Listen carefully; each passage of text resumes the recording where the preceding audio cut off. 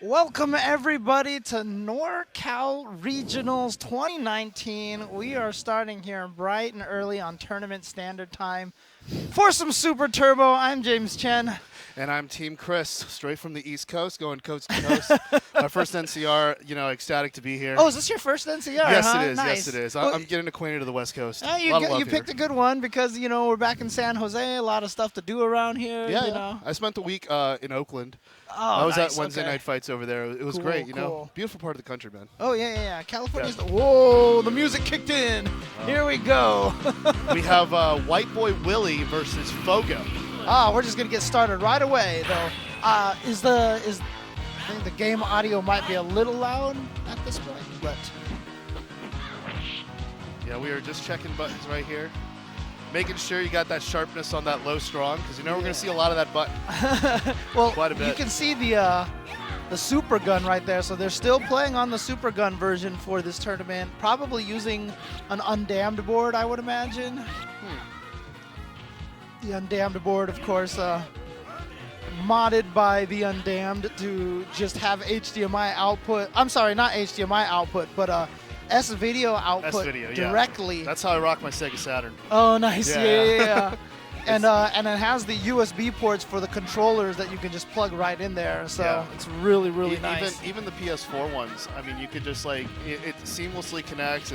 It's honestly, in my opinion, from my tournament experience, it is, and yours as well, obviously.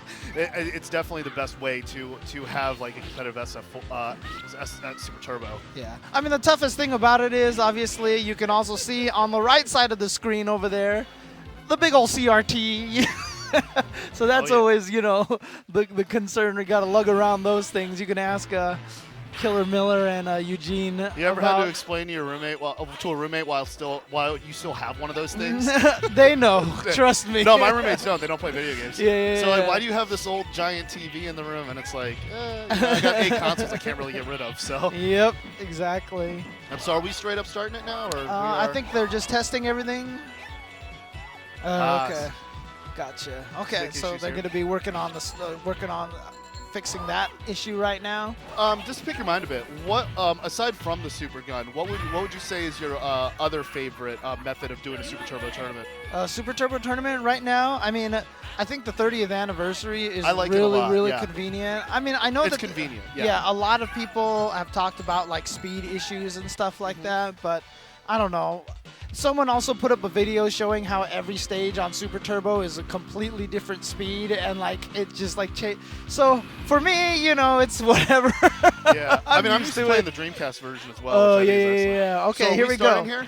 Yeah, I think so, and that's going to be an interesting matchup. This is one of those matchups that whoever's in the lead is usually winning, but looks like Fogo with a really nice start here, Really getting the solid stun. in the first round, we're already seeing some breakfast omelets. Brunch is served.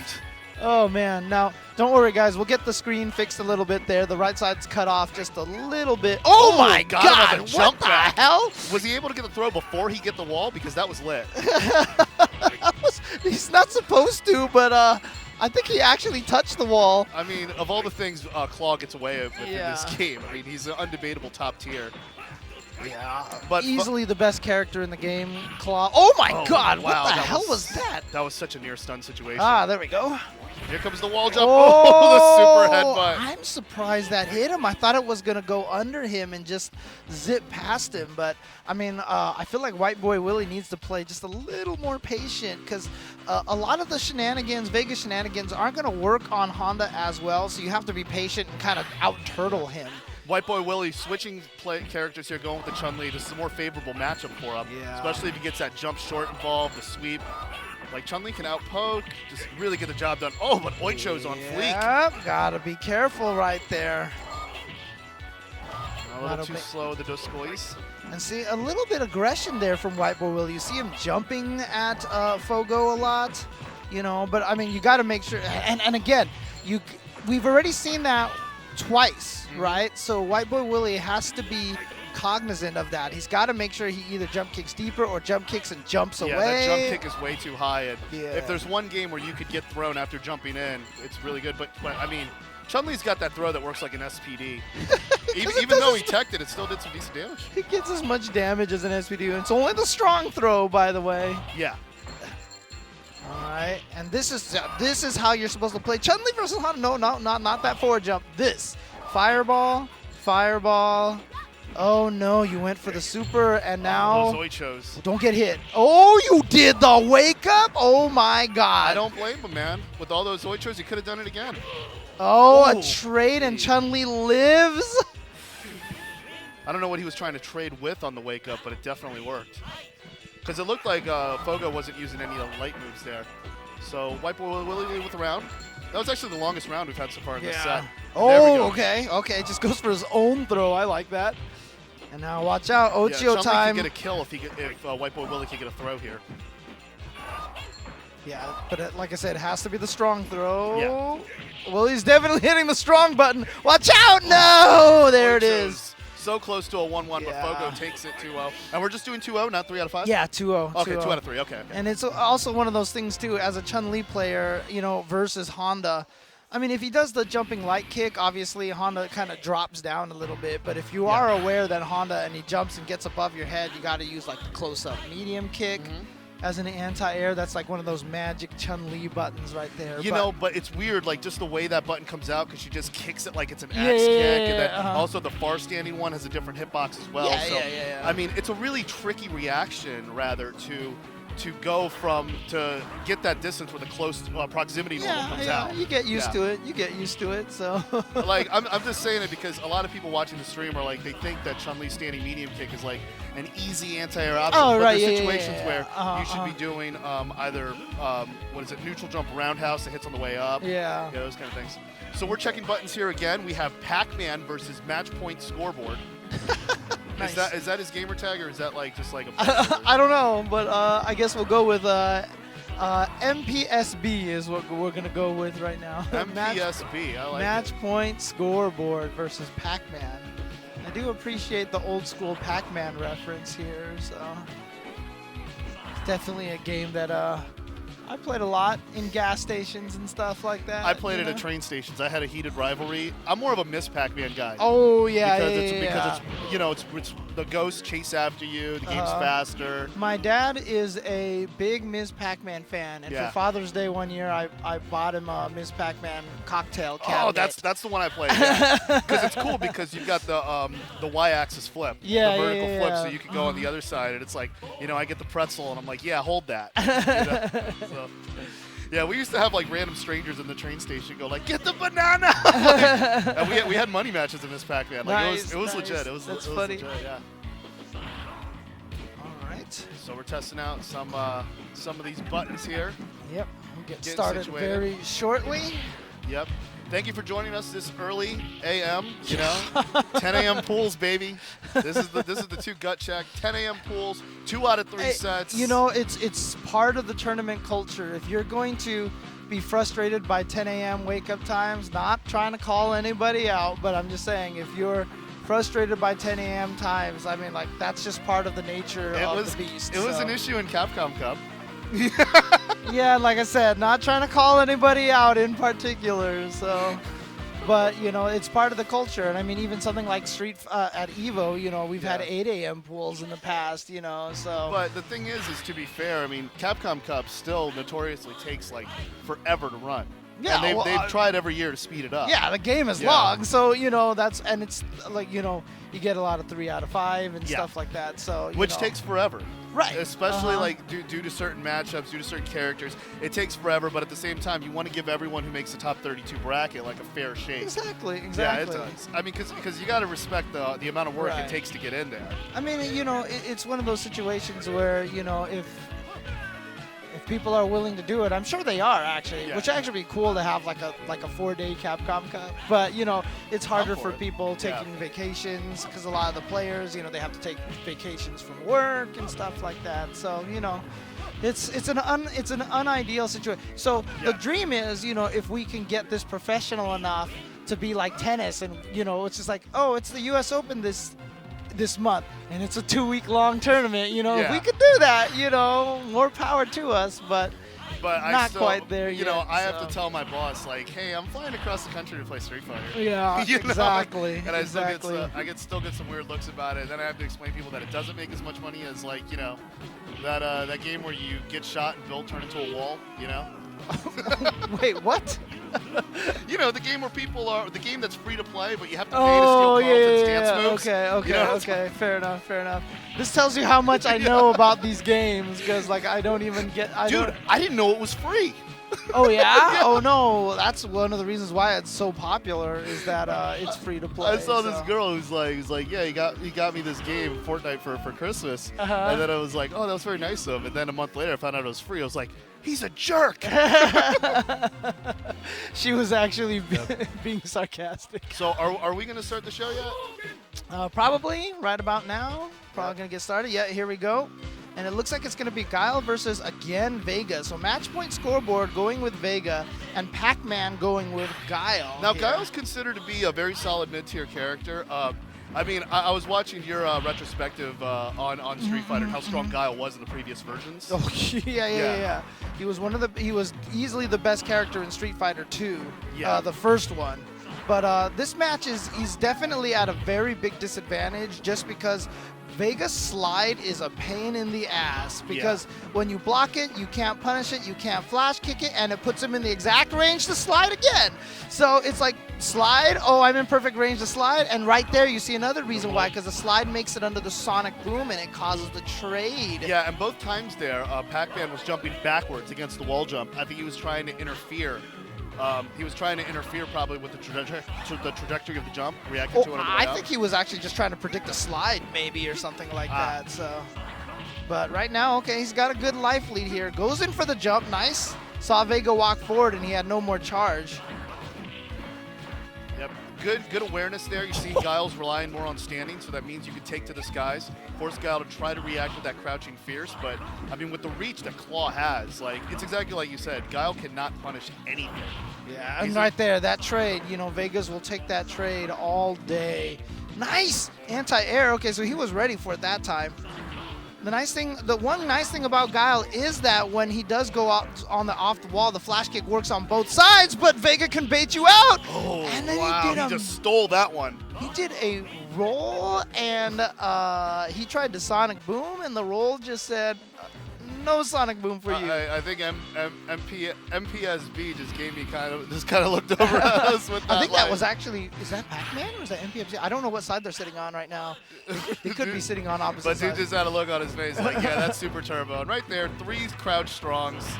A former Super Turbo Normal of the Week, according to the Super Turbo Revival mailing list, which I subscribe to.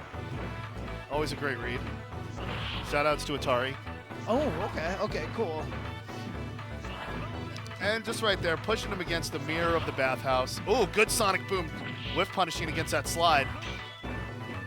Yeah, Pac-Man's best guess is to give Balrog to trip up on some of those booms, so he's going to trade up some of the pressure there. Yeah, just in case people aren't aware, we are playing on a Japanese board, so Claw's going to be Balrog. Yep. We're going to be Coleman Vega and Balrog and Claw, so and don't forget Mike Bison. Yes, exactly. Because of that lawsuit that didn't happen. Well, they wanted to avoid it as much as they could. Went for the throw, but it was a little too early. Yeah, actually. low profiles to stand fierce. Yeah, he was going for the throw, and it came out as, wow, that was a quick Pac-Man. stun. Oh, but he dropped the combo. I mean, not an easy combo, but he did manage to get that deep jump in, but it was like a really long reach with the low strong there. Ooh, wow. Actually slid flash kick, under good the reaction. jump roundhouse. We interrupt this rolling crystal flash again. 2 for 2, baby, with the reversal attack. No flash kick right there. Pretty sure match point scoreboard was charged for it at that time, but just didn't have the reaction for it. End up blocking the jump attack. Nice throw by Pac-Man. Pac-Man evens it up at 1 a pop. That was really good adjustments there with the Guile. With the boom timing, just changing it up. Now we're rocking out on Turbo 3. Usually that is the way to roll. I know that Anniversary Collection and these Super Guns, the Turbo 1, 2, and 3 is a little different. Yeah. Because the way that they stated, there's a Turbo 0 technically here, and on the menus for the 30th anniversary, it starts at 1 instead. So there's no speed 0. What I like about Pac-Man here is he's being judicious on the chase. Like he has good awareness to see that is Balrog going to be in range to be that much of a threat. Because you can't just do a flowchart reaction there, and that flash kick was on point. Yeah, See Balrog is a little impatient there with the claw. nice thing, yeah, Pac-Man has been playing a lot more patiently, which is really, really important. And he's on match point. Oh no, actually he just walked right in, and there you go, taking advantage of that walk speed. Oh, he baited it, nice, Yeah, okay. Good block and punish there. Oh, again, a flash kick. On reversal, 3 for 3, man. Yeah, so then, oh no, he went for that, and he is just slowly killing himself. Went for but the wall dive. the early stab. And that is the power of that wall dive, is the early stab is what throws everything off, Yes. is what makes it so hard to get past that. Match point scoreboard in a situation close to his namesake here. 1 round of the finish. Whoever takes this takes it all. Claw's got an early life lead. Again, that yeah, trade, he'll take that trade. But see, Guile gets knocked down from it. Well, not when he gets juggled, of course. Nice, okay, trades again for match point scoreboard. Not the ideal situation, but still maintaining the lead. Oh boy.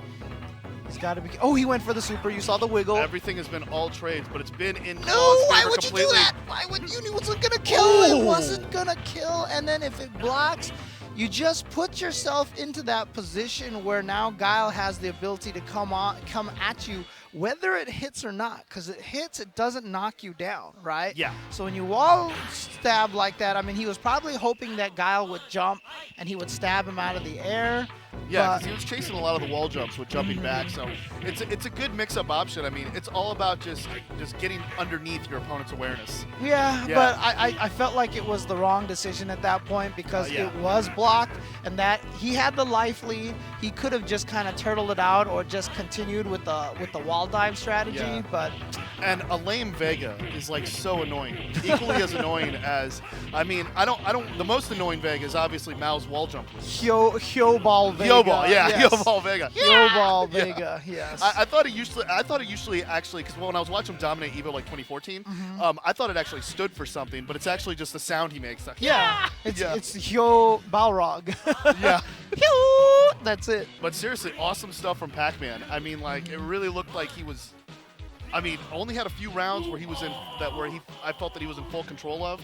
But like you said, like match point scoreboard just didn't play, just didn't lame it out. Just didn't make him come to him. Didn't make Pac-Man come to him rather. Right. Yeah. Yeah. Well, I mean, it wasn't even necessarily come to him. It was just, he was having success with the wall dive strategy that he was going with. He was trading with the jump attacks. He was baiting out flash kicks. He wasn't really taking extra damage from the wall dive tactic. Like, there was very few times that when he went off the wall that Pac-Man cleanly punished him for the wall dive, Yeah. right? It was a lot of times it was trade, and Pac-Man did hit it a couple of times, I think, but at the end he was in a nice rhythm, and if he had just maintained that, I feel like Yeah. it would have been fine. And, it's one of those dangerous things, mixing yourself up. If it's working, why challenge success? Yeah.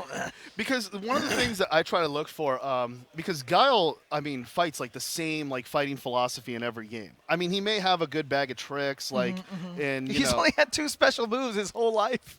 yeah, but there's some variations of it that come Right, about, yeah, but it's yeah. still like kind of like the same philosophy where you're trying to break out of the cage. So what I try to look for is I try to see first off, is he predominantly crouching in the Smash Assist Trophy turtle stance, or is he standing Guile? And then you kind of see if their opponent is throwing Sonic Booms not really to get at you or trip up your rhythm, but because they're scared of you. Like you can tell if someone's throwing a Sonic Boom and they're afraid of you. I mean, it's what he's supposed to be doing, though, Yeah. right? I mean, that's what he's supposed to be doing because Yeah. Sonic Boom is recovered so fast. So Absolutely, yeah. But it's like there's some Sonic Booms that are just kind of like you're throwing them out there, and there's the other ones that just keep you in that cage. Right. That keep you, like, for instance, when you do the light one, and then you walk forward and you do it in the range where if your opponent like messes up and trips up on it, you can get that stand fierce to just. Yeah. Okay. Well, I mean, if you like deflect it with a fireball or something like that, or Yeah. Yeah, That kind of trade, that kind of situation, because it puts you because one thing I noticed about Super Turbo is it's the way the sequences go, and you try to put yourself in a position where you're at the next step of that sequence. Oh yeah, or Yeah. that's fighting games. No, that's fighting games in general, but I mean, like, I feel that if there's one game that really teaches you the importance of that, it's Super Turbo for sure. Yeah. Oh, Super Turbo is very fast as well, so it's just one of those games that you have to be aware of the situations like constantly. Yes, You just yes. have to always be mindful of all the situations that can come up in this game. So, and you know, it's interesting too because this is one of those games too that like. It's a very emotive game. It's a very emotional game because it's one of the games where you just get to try things. Like if you're Honda, you're like, I'm just gonna headbutt right now. Yeah. You know what I mean? You know, and so it's just. But there's always some hype that changes the course of the match and everything, and you Oh, yeah. you really get to see like some quick adaptations. Ooh, okay, Jeff Rocks, nice. Jeff Yeah. Rocks, of course, in Southern California, has been kind of taking a lot of the work for streaming Super Turbo at Wednesday Night Fights in Orange County. I like his commentary. You know, he was part of the. You know, he was streaming with Evo, and he's definitely around. And on the other side, we have Audrio Len. Definitely heard the name before. I kind of remember commentating his matches at previous NCRs, Audrio Len. So he has a 10th anniversary Arcana hard shirt. Nice. Yeah, that's what it is. Good It's timing beautiful. for that, you know. Of course. Yeah, we have one of those machines at my arcade in Kendall. Oh, cool, Miami. nice. The Heart is getting added to BB tag soon, so.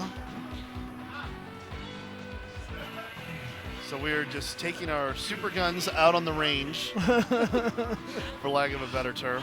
The thing that, you know, when I first saw it, I thought it was a few years ago, I thought it was one of the first tournaments I went to, I thought it was a photo scanner. Yeah.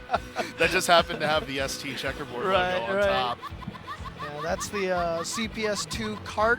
The green part is basically the cartridge. There's the black part that's on the bottom, which is the A board, and then the cart's on the B board. Yeah. And then, like I said, normally you do have to plug it directly into a super gun to get it to play on like a TV or something like that. But like I said, they're using the undammed board, and the undammed board is like I said, there's a guy who goes by the name of the Undamned, and he does a lot of awesome mods too. He's been like coming up with all these crazy things, like the way like he just had like these like ways to fix the Phoenix boards where the boards actually die and you have to revive them and stuff like that. The CPS B boards have like a battery in them, and then once they die, Is it like the old school lithium battery where it has the same data for the Sega Genesis? Yeah, I think it's something Yeah. like that. Yeah. So they basically have to revive boards that can die on you, and Undammed like has all this crazy. He just does all the. He's also the guy who like came up with the because I got this from him. I bought it from him actually, which was the ports for the USB adapters from the Supergun ports, the serial to USB adapters, so I can actually plug in my TE sticks and stuff like that. So Serial to USB adapter. yeah, That's like 1993 technology. And it's USB 2.0 Yeah. or 1.0. I don't even know. Oh, I'm not man. even sure. Because I had a PC, one of my first, when I played K-Lara. So my background right. getting into Yeah, fighting yeah. games was prior to Fightcade, there was the K-Lara, Right, yeah, MAME yeah, 32K. yeah. So I was playing a lot of KOF 98 against Brazilians, Nice. where Kyo Kusanagi just wipes out your whole team in 30 Yeah, seconds. yeah. That was basically my kind of background. But I had a serial, Microsoft Sidewinder that was a serial. Oh, okay. So I okay, used the okay. serial to USB converter, no, yeah. the nice thing about the undammed converters, though, I mean, it just works for like my PS3 TE stick. I just plug it right in there. And it works, you could so. put in other CPS2 fighting games such as Vampire Savior. So there's two. Yeah. So like I said, there's the green is the B board, right? Right. That's the cartridge. So if you pull Yeah. that up, yeah, if you have a Vampire Savior board, like I have a Vampire Savior board, I have a Super Turbo board, you can just plug them right in there and just Yeah. swap them out like that. 'Cause I love the CPS2 gaming. I think Oh, that yeah, and yeah, the yeah. Naomi board are two of my favorite pieces of arcade hardware. Oh, yeah. a lot Oh, of yeah. memories with I always those. forget, is Dynasty Wars the CPS2 game? I can't remember. Dynasty Warriors, the Musou one? Dynasty, the side-scrolling one where you're on the horses and you're Warriors of Fate? No, not that one. Dynasty Wars, the one where you're riding the actual horses. Oh, never tried it, man. I Yeah, wanna that's do an that one. old game. That's way before CPS2, I think. But here we go. Oh no, there's still button checking. Yeah. Well, with that said, I'm gonna show the Capcom Beat 'em Up bundle. Best $20 I ever spent. That's right. That came out just recently. Yeah, yeah. Has One like player, Captain Commando, is lit, you know? Yeah. But I love those kind of beat 'em ups. I just like, but my beat 'em up background is being a world champion of Streets of Rage. Dude, I'm still just 5 sad minutes. that obviously for rights issues that there's no Alien versus Predator on. Or any of Dungeons these and things. Dragons. Oh yeah. Dungeons and Dragons. You know how funny it is to explain that my experience with D&D is the arcade game? Oh, really? Is that how you got into D&D? No, that's the only D&D I do. I Nice. play as the thief, and I do the Chumlee stomps with the thief. Yeah. And she's like, "Is that your best?" I ship her. I remember at the UCLA arcade that I used to work at, the workers there would actually just stay there after it closed and play some Dungeons and Dragons. It's lit.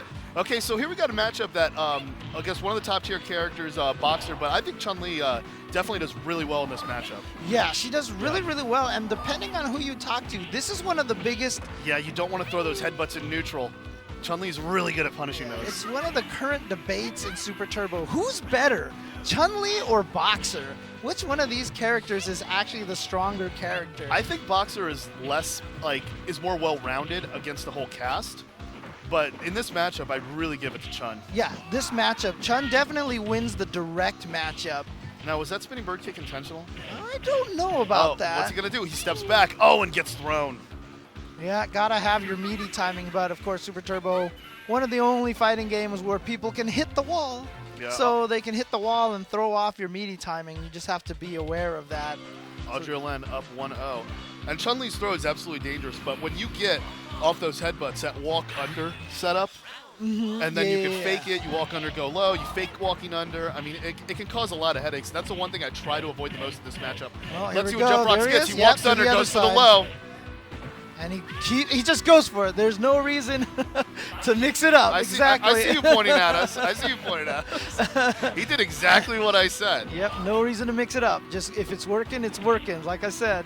Good anti-air with the stand medium kick, as you And pointed see out. how That's much damage Chun's those- best option. Yep. Throws do so much damage. Why? Yeah, but equally as much. I mean, when you're option selecting the stand strong, and you can confirm a here we stand strong to a low forward. go. Oh, goes underneath, gets another throw, reset situation. Oh, that. And he looked at me and shrugged, and because I was like, whiffed the button and still made it under. That's like a new mix-up. Yeah, he's switching sides, you know. Because it looks like he's not going to get to the other side when you see him whiff that button like that. So. Yeah, and it's really dangerous to use Chun-Li's reversal option because you have to pray that it gets on that one frame, and that's really the option that you have for throw defense besides going for a throw of your own. Well, the hardest part about it is when you're getting headbutt, you want to shake out of the headbutt. So while you're shaking out, you're losing your charge. See, now he's not. You can tell he's going to go for the reversal because he ate. Oh, he didn't even try. He ate so many of those hits. Yeah, but Adrian doing an absolute great job punishing those headbutts, but it's match point for Jeff Rocks with that dash low. Out of nowhere. Jeff Rocks hadn't been doing a lot of dashes like that, dash punches, so. And it's so dangerous chasing after Chun-Li's neutral jump because she can choose whether she wants to hit you on the way down or the way up. Okay, good spacing there.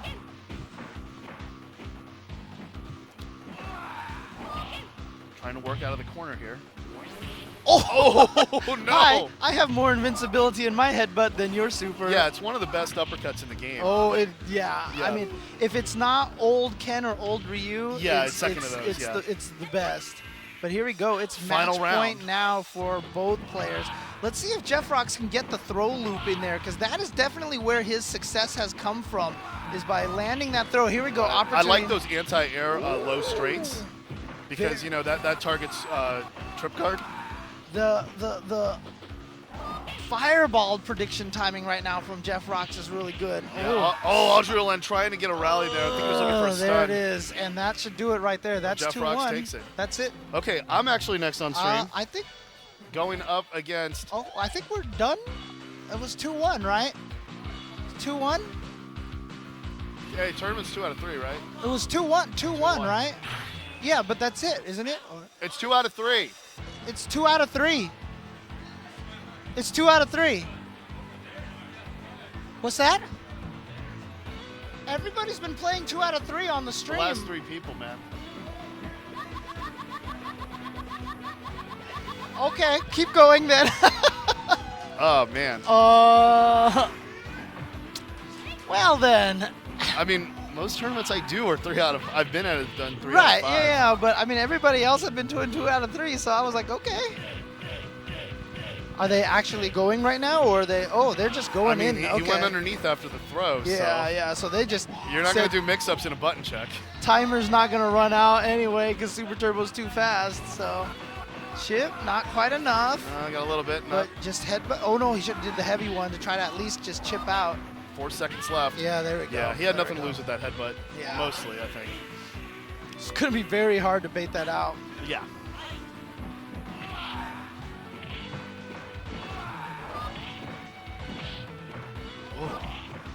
Yeah, he's been throwing too many fireballs at the same timing, and Jeff Rocks has made it under there made it over it every single time. Yeah, you could definitely see it just got into a rhythm where you're not even reacting. It's just a pattern straight through. Hey, That was sorry great. guys. Like, all the other matches we've played have been 2 out of 3, so. Okay, okay. Oh, man. That's crazy. Well, I'm next going to Okay, Vodka Gabalski, okay. which Vodka is Zangief's Gabalski. original name. Yeah, so yeah, this should yeah. be fun. All right. Vodka Galbalski. So get ready to roast me. And then there was also, God, what is it with Japan and like naming? The only thing they can name these characters after is vodka, because Soda Popinski in Mike Tyson's Punch-Out was supposed to be named Vodka Drunkensky. And they changed his name to Soda Popinski, obviously for the Nintendo version. But in the arcade, he was Vodka Drunkensky. So, and I guess Vodka Gobalski, like, I don't know, these guys.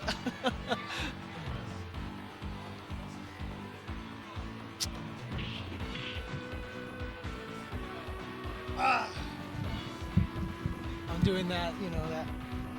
What are you doing? What are you doing over that, there? that meme, you know, where that guy is like, hey, you know, presenting. So that's what I'm doing.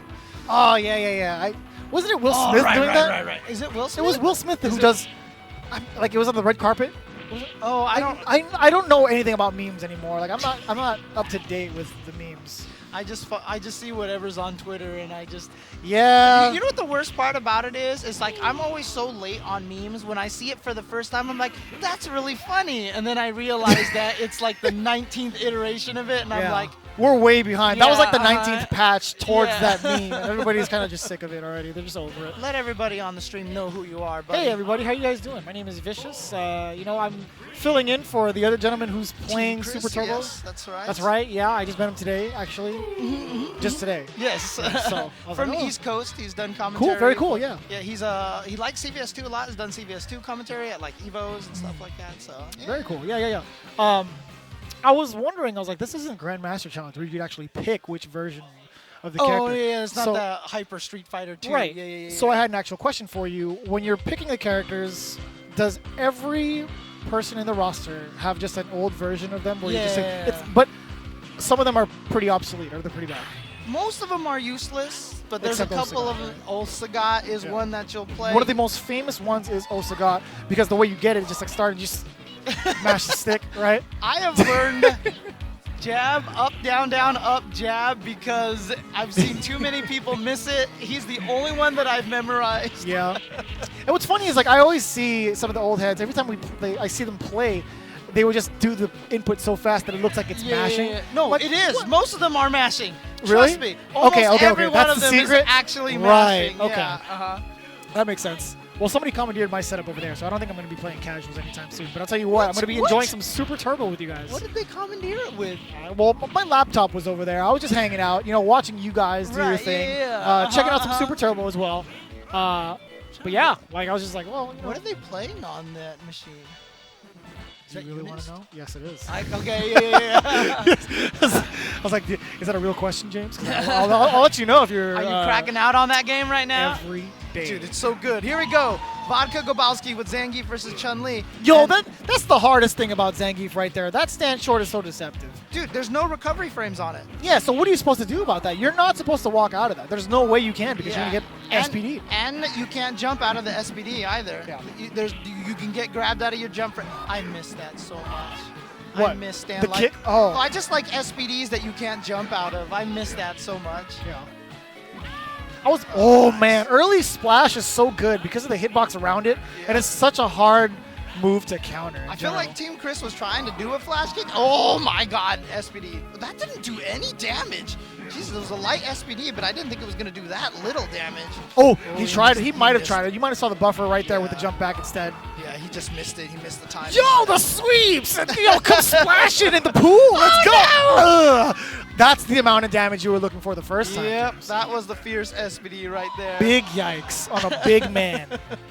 Vodka, Gabowski, Dude, first game. Man, I'm telling you, I miss Zangief in these old games so much. He was never good in this one, but still, standing light kick into SPD is like one of the greatest feelings ever. You just feel yourself so much when you land it. I also missed, I tinkered around with Zangief in the older versions. I liked doing jab combos into sweep. Crouch jab 4 times into sweep and then go into the splash hoki, or the splash mix-ups. It's so good, man. Man, are we really like outdating ourselves now? We're just like showing off how old we are now. Oh, dang, back-to-back lariats. He's not going to do anything about that. And he's in such prime range for that. You are not old, sweep. sir. You are not old. I don't want to hear you talking about dating yourself James? here. What are you talking about? You see how much hair I have left on my head? Nothing. I am aging and not like fine wine. Boom. That's a jab SPD. Yep, not much damage, I guess. And it's really unfortunate that these trade-offs with a splash is heavily going towards Zangief's favor. Yeah. The amount of damage trade. Ooh, so much mileage on the lariats. Yeah, so what Team Chris has really got to do is just concentrate on the crouching medium kick and try to zone with that as much as possible. Sure, yeah. And also use far standing medium kick. Far standing medium kick anti-air Zangief really, really well. So if you are going to throw fireballs, just make sure you have that anti-air ready for yourself. And see, when he walks up to Zangief, when he gets up like that, you're kind of breaking your rhythm. That's the one. See, that's where it goes downhill from this point on. See, there's so much momentum going towards Zangief. But yeah, he finds a way to neutralize it. Does have super on deck. He went for the side switch. Great blocks there. Was it a down 4 roundhouse? You're gonna get splashed. You're gonna get splashed. Just be patient. Play it on the ground. Yeah, there we go. yeah, Getting the sweeps on. Yeah, nice block still. Oh no, that's a no-no spot. Too much risk. So one of the interesting things about older games like this is like sometimes the right strategy is literally to just sit on the other side of the screen and throw fireballs forever. And like, yeah, you want to go in and do these like head stomps and things like that, but really, honestly, oh no. See, he's getting SPD now because of that. And a lot of times when you do stand light kick into SPD and you miss it, a lot of the times really is... Oh, the headbutt. That was sick, James. James looked away, put his hand to his mouth, stopped talking immediately because of how sick that was nice. That jump fierce. That was nice. That was nice. That was nice. But the thing about it is because stand light kick, like when I say it has no recovery frame, the last frame on it is an active frame. Yeah, okay? That's right, yeah. So the problem with it is if you do the kick and then a lot of the times when you see people miss SPDs is because they're actually doing it too early. The opponent is still in block stun. And so, well, I mean, you should end up whiffing the SPD. That's the thing. You still should be able to because he has a whiff animation in Super Turbo, whereas the other ones, he never had that. Yeah, he would so just jump out. He just might be missing the timing. Yeah, I think so. I think just slightly late. That being said, I'm going to hop off. He's going to get back on. Yeah, no Thank problem, you guys for having me. No problem. Enjoy some Super Turbo. I'll be with you later on today, so we'll be together. So we'll be doing some exhibitions for some Samurai Showdown 5. Woo! We got all the old school games in the house right now. So. Wait, we're doing Samurai Showdown 5 exhibition? Victrix is doing it. Oh, really? At the Victrix booth. That game looks so good. Yeah, Samurai Showdown 5 Special is a really broken game, but very fun. Oh, yeah. K grooving it up, man. I'm all about Genjuro. That's my boy right there. Yeah. Doing his rekkas and drinking out of the hat thing or whatever, wherever he gets it from in his wind pose, and however it has water in there, I don't know, but you know, it's still cool.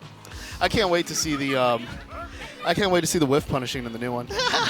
That's where it's just gonna get brutal. Oh man. They already have like reaction memes already coming out like way ahead. Oh, here all right, we go. Pac-Man versus Bucktooth. Old school Campbell Tran. Bucktooth. We just saw Pac-Man pull off that amazing comeback. Yeah, and Campbell Tran, of course, He was just at the one in Vegas, got 3rd place in CBS 2, 4th place in, see, this is what I mean. Like, you gotta just stay back there and throwing fireballs in reference to your fight, actually. Like, this is actually, like, a lot of the times you lost because you went in on Zangief. Yeah. Which you should not be doing. You should be keeping him out. And Bucktooth right now trying to play as defensive as possible, just constantly throwing these fireballs. He's down. Oh, there we go. Got it. Oh, but he missed the up kicks. Oh, are you kidding me? Oh my God. Just go for the 2 in a row. Yeah. I like that reaction there. But yeah, he got the full extension of the super, getting on the edge of it. It's like, but sometimes you just don't know where that one frame is going to hit. Right. So you never know. I mean, it's so hard to see if you're going to go and get that juggle afterward. Yeah, and you low forward to throw. That's what I'm talking about. And low forward to sweep. I just remember playing Bucktooth at an Evo in Super Turbo a long time ago. And he did offensive roundhouse until I died. And then afterwards he looked at me and was like, what happened? And I was like, I can't block that. Pac-Man's going to stick with Guile. Yeah, really good use of the spacing on Bucktooth. And also, as you pointed out, he's winning the fireball fight. Yeah. I mean, charge partitioning is like, this game really forces you to learn that. Oh, there's no charge partitioning in Super Turbo. So there's only one game that has charge partitioning, and that is Third Strike. That is a common myth. A lot of people like to talk about charge partitioning, and it doesn't exist except in one game. But what about where you're able to throw the fireball and then immediately go back and reset the charge? That's not charge partitioning. My bad. That's just buffering? Smart charging. Yeah. Charge partitioning is the ability to charge your move by breaking up the charge into multiple parts, and that is only possible in Third Strike. I sit corrected. Yeah. Okay, lightning legs blowing up that crouching medium kick right over there. Oh, no, too early, and he's going to go under, so here's a chance now for Pac-Man. Landing on the Sonic Boom, baiting that out. Oh, yeah, baited it. He went for the throw. That's dangerous. You want to hit Chumlee out of the air. She has no recovery when she lands from the 10 show count, so you want to hit her out of the air, but Pac-Man going for the throw instead. Yeah, I mean, you see that a lot when people like pick up like Super Turbo and such. They're waiting for the opponent to come down to get the max punish, and you could instantly get DP'd again, like by like Ken in particular. And other ones. Ken, yeah. Yeah, like old Ken, like, or using the DP as a dive kick, basically. Ken basically is like the extreme example, but for sure. All right. Okay, good anti-air fireball, called out the Mike Watson. Oh no, he didn't think he was gonna do that. He was just thought he was gonna take the meaty Sonic Boom, and the super flashes are so short in this game that they don't give you a lot of reaction time sometimes. Bucktooth messed up the reversal up kicks on as an anti-air. He hit it before earlier. Oh, good punish on the flash kick. Okay. This is match point for Bucktooth. Bucktooth trying to be really aggressive, trying to make it in there. Yeah, Pac-Man not throwing many Sonic Booms out there. Trying to get a jump in on it. We did see Pac-Man before going for a lot of jump attacks into throws against his previous opponent, the Vega player, but not as much here. Oh my God, the reach and the range and the damage of the range of that throw is insane. I mean, especially compared to Chun-Li's throw range, and dare I say it's Street Fighter V. Oh, well, at like Super Turbo throw range. Let me tell you about some Super Turbo throw range. So, oh my God.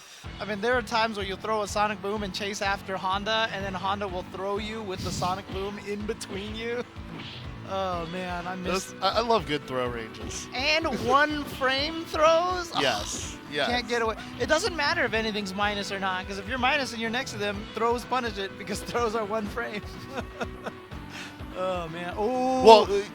Well, I said they were one frame, and then Twitter corrected me. I'm like, no, they're 0 frame. And then there's like this big debate about it being like 1 or 0. And it depends on which terminology you use. If you use old school terminology, it's 0 frame. If you use modern fighting game technology, it's 1 frame. It's frame 1, yeah. So if you talk to Third Strike players and they say Chun-Li's low jab, crouching light punch is 2 frames. It is 2 frames, but in modern terminology, it's actually 3 frames. It's the modern terminology takes the first active frame as part of the startup. Yeah. And old school terminology does not. Yeah. So the I first see. active frame in throws is the first frame. So in old school terminology, it's 0 frames. In modern terminology, it's 1 frame. So Yeah. technically, you're both right. Yeah. So if you said 1 frame and they're like, it's 0 frames, then it's Yeah, just because like, at it's CEO both. last year, while I was doing Uh-huh. top 24, like my Twitter was blowing up. Like, how dare you say throws are 1 frame, Team Chris? Yeah, but then you just tell them, look, I'm just going with modern terminology. That's Yeah. all. But this next matchup, Yeah, we're in for a treat. Riz won. Riz won, so it is RIZZ0NE, I believe, going up against Ultra Combo, aka Muck.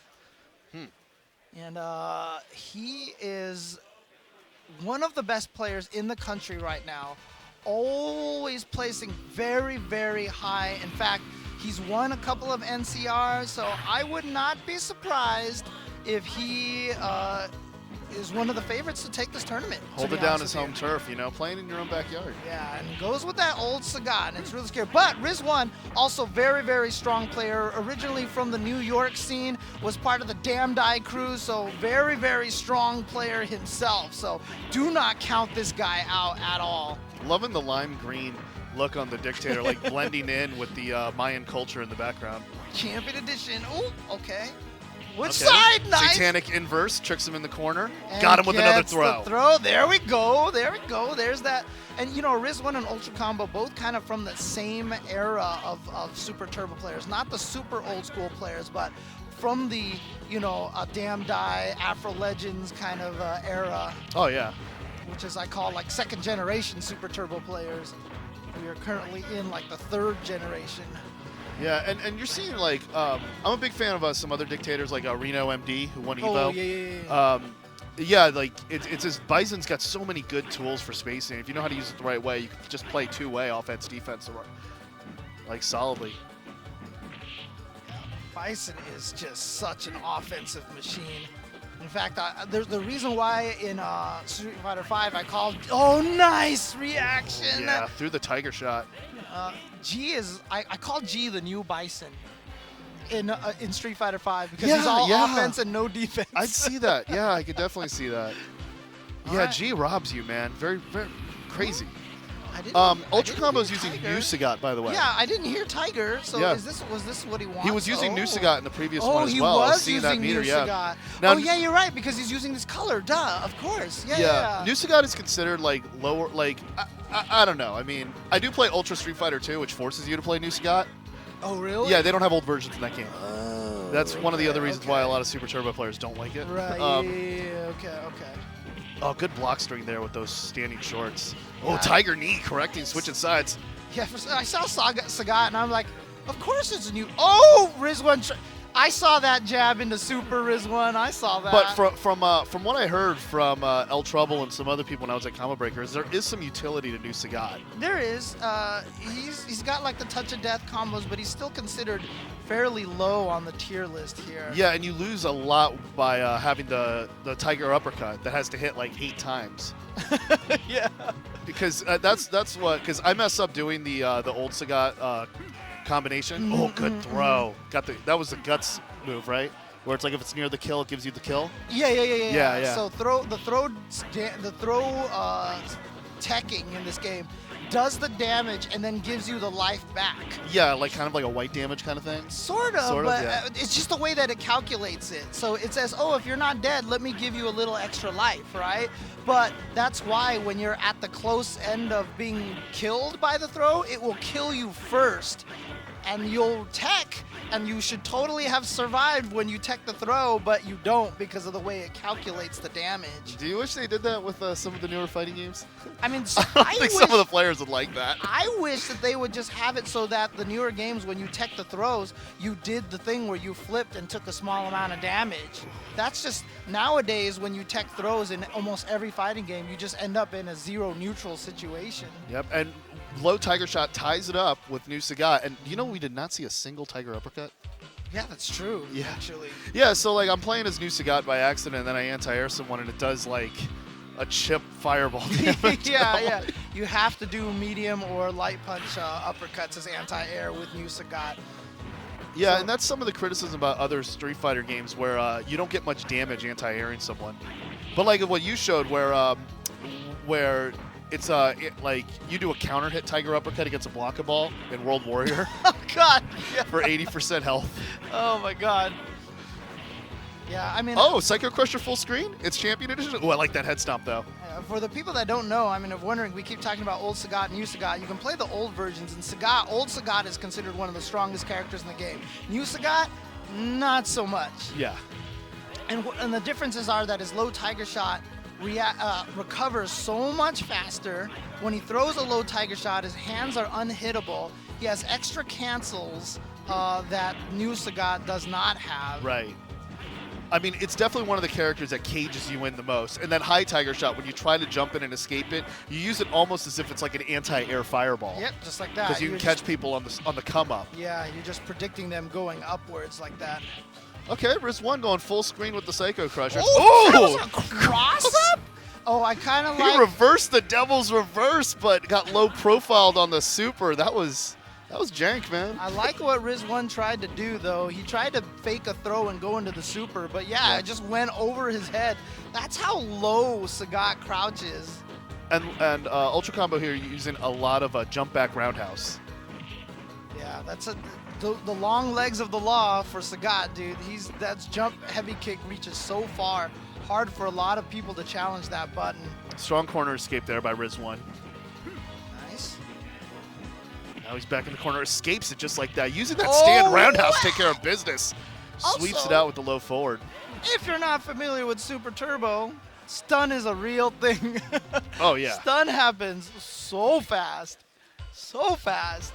Oh, man. And it's like, unlike Street Fighter 4, the other game which doesn't have the stun meter, Right, you're more suited to seeing where the stun is going to come, because you really can see a situation. It's like, yeah, it's definitely going to stun. Yeah, and the moves have to come faster, because unlike the other Street Fighter 4 and Street Fighter 5, when you're stunned, you basically stop getting hit and the stun meter slowly resets to 0. Mm-hmm. In Super Turbo, I'm pretty sure if you just wait long enough, it resets to 0 instantly.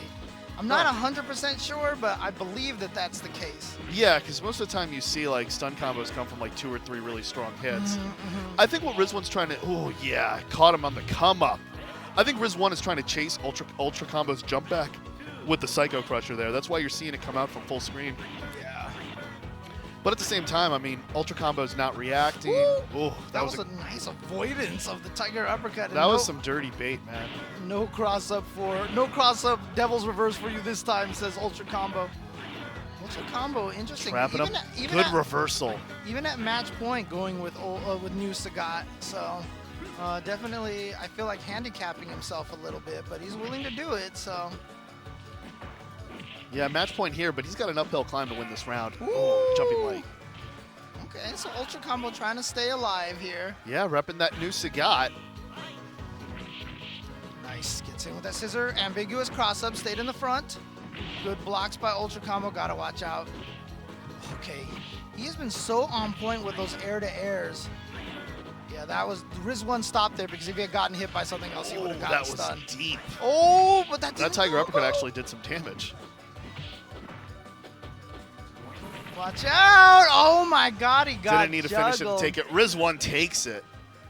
All right, good stuff to Riz1. Yeah, I would like to talk to Ultra Combo and ask him why the new Sagat choice, or unless that's maybe his policy that he plays new Sagat until he gets sent to losers and then switches to old Sagat. It's like, oh, you mean waited? You have not seen my final form yet, kind of thing. So. Like he's got the uncaged tiger. Yeah, exactly. Man, that would be interesting. But I mean, you're fighting against Riz1, who's the #1 seed of this tournament. Oh, is he? Yeah. Is he number one? From what I saw, nice, yeah. Nice. And here's another top-seeded player we got coming up, Mad King. Yeah, I've seen Mad King at a lot of Super Turbo events, yeah, especially here at NCR. Of course, NCR, back in lovely San Jose, no more Sacramento. Not saying that there's anything wrong with Sacramento, but, really enjoy being back in San Jose. Yeah. Sacramento's great, though, Beautiful city. The Kings are good again. Just not making the playoffs, but, they're good. Buddy healed, man. I'm a basketball enthusiast, man. Same here, but I'm also a Laker fan, and you know the Lakers Oh, Kings my history. condolences, man. It's been 6 years in a row, no playoffs, man. You know what? Look, I'm not a LeBron fan, and the fact that they didn't make it this year actually kind of validates my Yeah. my frustrations with him. But Are we checking buttons here, or are we going in? I don't know. No, this is definitely a button check. Yeah. Okay, yeah. But Well, Lakers and Kings. I mean, I were- rep the Heat. I had LeBron for 4 years. Oh, right, So, like, it was yeah. kind of a love-hate, too, because I'm like, what are you doing sitting on the ball? Or, like, sometimes I'd be like, you're quitting LeBron. Are you You're from playing lazy. Florida? Yeah, I lived in Miami my whole life. Okay, Yeah. okay, nice, okay. Yeah, I rep the 305 to the death. Shout-outs to my scene. Shout outs to the Florida scene. A lot of strong players coming out from there, but it's going to be Vaughn versus SRM Mad King. Yeah, we miss you, Flash, by the way. Just saying. Oh, there we go. We got headbutts coming. Gonna Getting break that loops. mask off. No loops. He just goes for the hopes he gets hit scenario. Oh, that was good spacing, catching him on the recovery of the wall jump. Because the horizontal trajectory of that headbutt also making it so much useful. And, oh, does it get Just the full headbutt kill me, off yeah, the Buffalo? Just meaty headbutt. And the nice thing, I mean, he wouldn't have killed even if he had blocked. But it probably, you weren't going to take any damage for getting it blocked, especially by Vega, who just doesn't have damaging combos, you know? Four. Oh, my God. Yeah, see, right there. That's what you're going to take. The 2 hits right there. Oh, And here we go. Is that's he a going to stay in place front? that- No, goes to the other side because he wants the side switch. No, actually, he side switches again. Mad King is going. unleashing beast mode, and that's going to get the kill. Now, does the damage change if you alternate with the kick buttons and throw some uppercuts in the mix? Not that I know of, and damage is pseudo random in this game anyway. Yeah. So basically the whole idea of the way damage happens is that there's a base damage, and the randomizer kind of shifts the damage around that. Okay, Mad King up 1-0. Vaughn makes the switch to Honda. What do you think about this? Ooh! This match is one of those matches that whoever's winning just sits back there, and it's so hard for the other characters. So Yeah, but Mad King is batting 1,000, stuffing those headbutts. Now, you can also stuff the headbutt with the low strong as well. Yeah, but might as well headbutt if you're charged because this invincibility is so long. So. Oh, indeed. Looking like old school Tomo Ohara He with should those have reactions. went to the fierce headbutt there at that range. And look at this, Vaughn coming back has the life another lead, but then headbutt. yeah, watch out. Oh, He needs a little more to get a chip kill with the headbutts, Vaughn. speaking of chip kill, oh my! Oh, yeah. Tapping that chip kill. I know guacamole's extra. I'm going to dip it. Oh, Oh, good reaction, but even better. Oh, he was charged in time because when you do the turnaround punch, it's just letting go of a button. You can hold down the whole entire time, Yep. so you can charge afterwards. Again, butt slam, but it puts him in a Gotta get it. strong Okay, position this is there. it. Ocho loop time. Oh no, he missed. He comboed it. But That's another one. why. That's why he didn't get the Ocho. He comboed low jab into stand heavy punch. That's how meaty he did low jab. I don't know if I've ever seen that in my life, but as a result, so what happened was he tried to low jab in Ocho. So I mentioned throws are 0 frames. Right. /1 frame, right? Yeah. Depending on the terminology that you use. So the fact that it was combo timing, he definitely tried to do the Ocho too early. And he still had the hit stun. He was Yeah. still in the hit stun, yeah.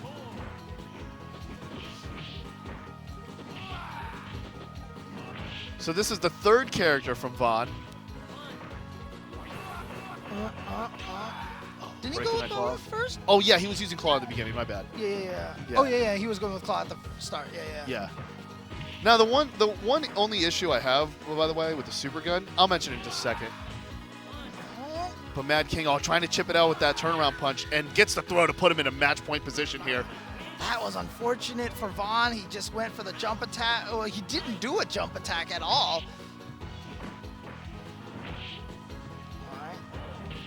Oh, a 4, but doesn't do that much damage. Surprisingly, yeah. You feel like if you get hit by 4, you should be just taking just mad chunks of damage. All right, I like this pressure now from Vaughn. Oh, God. Another 4. Well, I mean, for 2 4s, that's pretty good. 2 4s and a sweep puts him at 90% health, gets a throw, and Mad King takes it. Wow. Yeah, so the one thing issue I have with the super gun is I didn't want to take the focus off the match. Yeah. The one issue I have with the super gun is the fact that you can't pick the levels. So it's like, and Super Turbo always defaults the first levels to either be T-Hawks or DJ stage, which are great stages. Don't get me wrong, but it's like I think they starts with Cammy sometimes too. Yeah. So yeah. I'm just not a fan of the same level in every match, like because I try to like ban training stage from tournament matches. Oh, okay. And that gets people a little salty. I mean, like what you can do is if you come up for a button check your buttons with T-Hawk. Right? Get him killed, and then you'll advance to the I next never stage. thought about that. Button check with the character, because the thing is, once you get to Bison stage, then this background changes to whomever is either the winner or the challenger. I forgot which one it works. Huh. But basically, as soon as you get to Bison, instead of playing Bison stage over and over and over again, because that's what everyone got stuck on, in Super Turbo, they changed it so that it would go to, I forgot if it was the current champion stage or if it was the challenger stage. Wow, I never put two and two together with that. Yeah. Oh so my God! that's Like next time I run a tournament on the cabinet back home, I'm doing that. Yeah, just ask people to button check with the character that the stage is there. And and then I'm gonna ask them, well, can you do the button check with T-Hawk? And they're just gonna give you this weird look, like, why am I hawking? You know? Right. Do I look like I know the jab option select? Yeah, I mean, I've done that. I've gone to tournaments and seen it being on the same stage, and I'll just go play that character just to lose it and get out of that stage. Of course, I'm always one that gets Cammy off people off of Cammy stage because I'm using her anyway. So. Love that stage, by the way. Have you heard the Ultra Street Fighter 2 version of that song? No. Oh, yeah. I have it. Yeah, it's so good. Yeah, and you know what? To be honest, I mean, shout-outs to the Street Fighter 5 crew for recreating that stage. They did a great job, yeah. They did a really good job. Because it's the Northern Lights, everything about it, that level's one of my favorites in all Street Fighter. Yeah. And I mean, this is actually as well. I'm on the fence about whether I like the CPS1 soundtrack or the CPS2 soundtrack more. Yeah. I did download recently the remastered version of it. They released it with who's that lady? Yoko Shimomura. Yoko Shimomura. Yeah, she's incredible. Yeah. I mean she does so many games. She's the one who wrote all the music to this game. So. Yeah, and many others too. Yeah. Even like I think she did Kingdom Hearts. Kingdom Hearts. Yeah. Correct. And a ton of other ones like Final Fight. Final Fight, great soundtrack, especially if you play the Sega CD version. Versus Riz 1. Oh boy, gotta make sure you get your combos, otherwise you're gonna get stored Ochio'd. I love the hitbox of Honda's Stand Fierce button. Yeah. Just reaches around like that. Always lovingly called that move the pork chop. You should be able to punish that. There you go. Good range on the low forward. Surprised that wasn't a light Psycho Crusher, and even Riz 1 has his eyes closed and shaking his head a little bit. He was like, why did I even do There you go, see? Yes. The light one is what I was talking about. What is it on block when it's max spaced out? I'm not 100% sure because nobody cared about frame data in Super Turbo. I just know that it's safe against Honda, and Honda can't stop it with anything. Oh, that was a deep cross-up. He could have got more damage on that, that combo, yeah. He could have killed because it could have been a potential stun. He dropped the link because that was a deep jumping forward. Yeah, there we go. Again, yeah. And he's using it from far away like it's Champion Edition. Well, that's the thing. It's like I said, Honda can't stop it, not even with the jab headbutt. The jab headbutt loses its invincibility too early, and the hitbox of the Psycho Crusher is too good that if you jab headbutt, it just loses. Oh yeah, you had to super. You had to super in that situation, because otherwise Fogo probably would have went up for a Ochio tick. Or I'm sorry, Oicho tick. It's not actually Ochio. That is Oicho. It's Oicho. Well, there's a reversal one there. Now, I just found out how incredibly broken like the stored Oicho is. It's brutal. Dude, that is... And what else is awesome is like, could you... Oh, there's another one. Could you imagine putting a command grab in today's fighting games that doesn't have a whiff animation? Dude, stored Ochio is the bane of my existence. It is why I think Cammy and Honda is a 9-1 matchup. And I love how some of my favorite Hondas, like including like Cusimando and some others as well. But I really love the way Tanya does it. It makes it look like it's so easy and escapable, and it's not. Oh, good jumping fierce to get over the fireballs. One thing I like is how players like have those jumping normals that are able to like get like a pixel away from the fireball. You mean just to be able to move back and forth in the air, right? Yeah. Like that, yeah. Yeah, like that. That's Balrog and Honda. Those are the only characters that have that on their neutral jumps. Still a hard fight for Honda, though. Still a very hard fight, even with that. Nice! Oh, stand strong. Hits deep. clocks him right in the forehead. Yeah, and this fight sucks for Han. Oh, no uppercut. So that means Fogo's going to get in here. Now, Rizwan's going to catch a few hands, but the fireball pressure's on point. The hardest thing about this fight is it doesn't matter what kind of a lead you have as Honda. Nice. See, there we go. There's the uppercut. Rizwan ready for it that time. Yeah, he had enough time to recover. Fogo was going for the roundhouse one. Right. And you saw him take advantage. So when you do that neutral jump, heavy punch, and you hold forward to slide forward, that means that Honda's not charged up. So whenever he saw Fogo do that, that's why Rizwan just walked up and jumped at him. Very smart decision from Rizwan. Played that to a T. Yeah, that was excellent fireball spacing. Ooh, Love that. okay. Fogo switching over to Chun. Okay. And I love the light kick color combination, the black Chumlee. Oh, yeah. Yeah, and I also love that down forward, the offensive crouch kick move that goes over the fireballs. Yeah. One of the things I really love doing with Chumlee is instead of jumping, and I notice a lot of great Chumlee players do as well, instead of jumping forward against the fireball, you neutral jump or use the neck breaker and then use the walk, because you're doing that to use the walk speed. Oh, look at Rizwan trying to be fancy here with the low short and the super. Yeah, I think he was able to stuff the throw with the low forward. Oh, boy. Oh, it didn't hit. It was just too far. And Yeah, you know what? He's going to just Tatsu out of the corner. But guess what? You're back in the corner again because that's how Super Turbo is. The stages are small.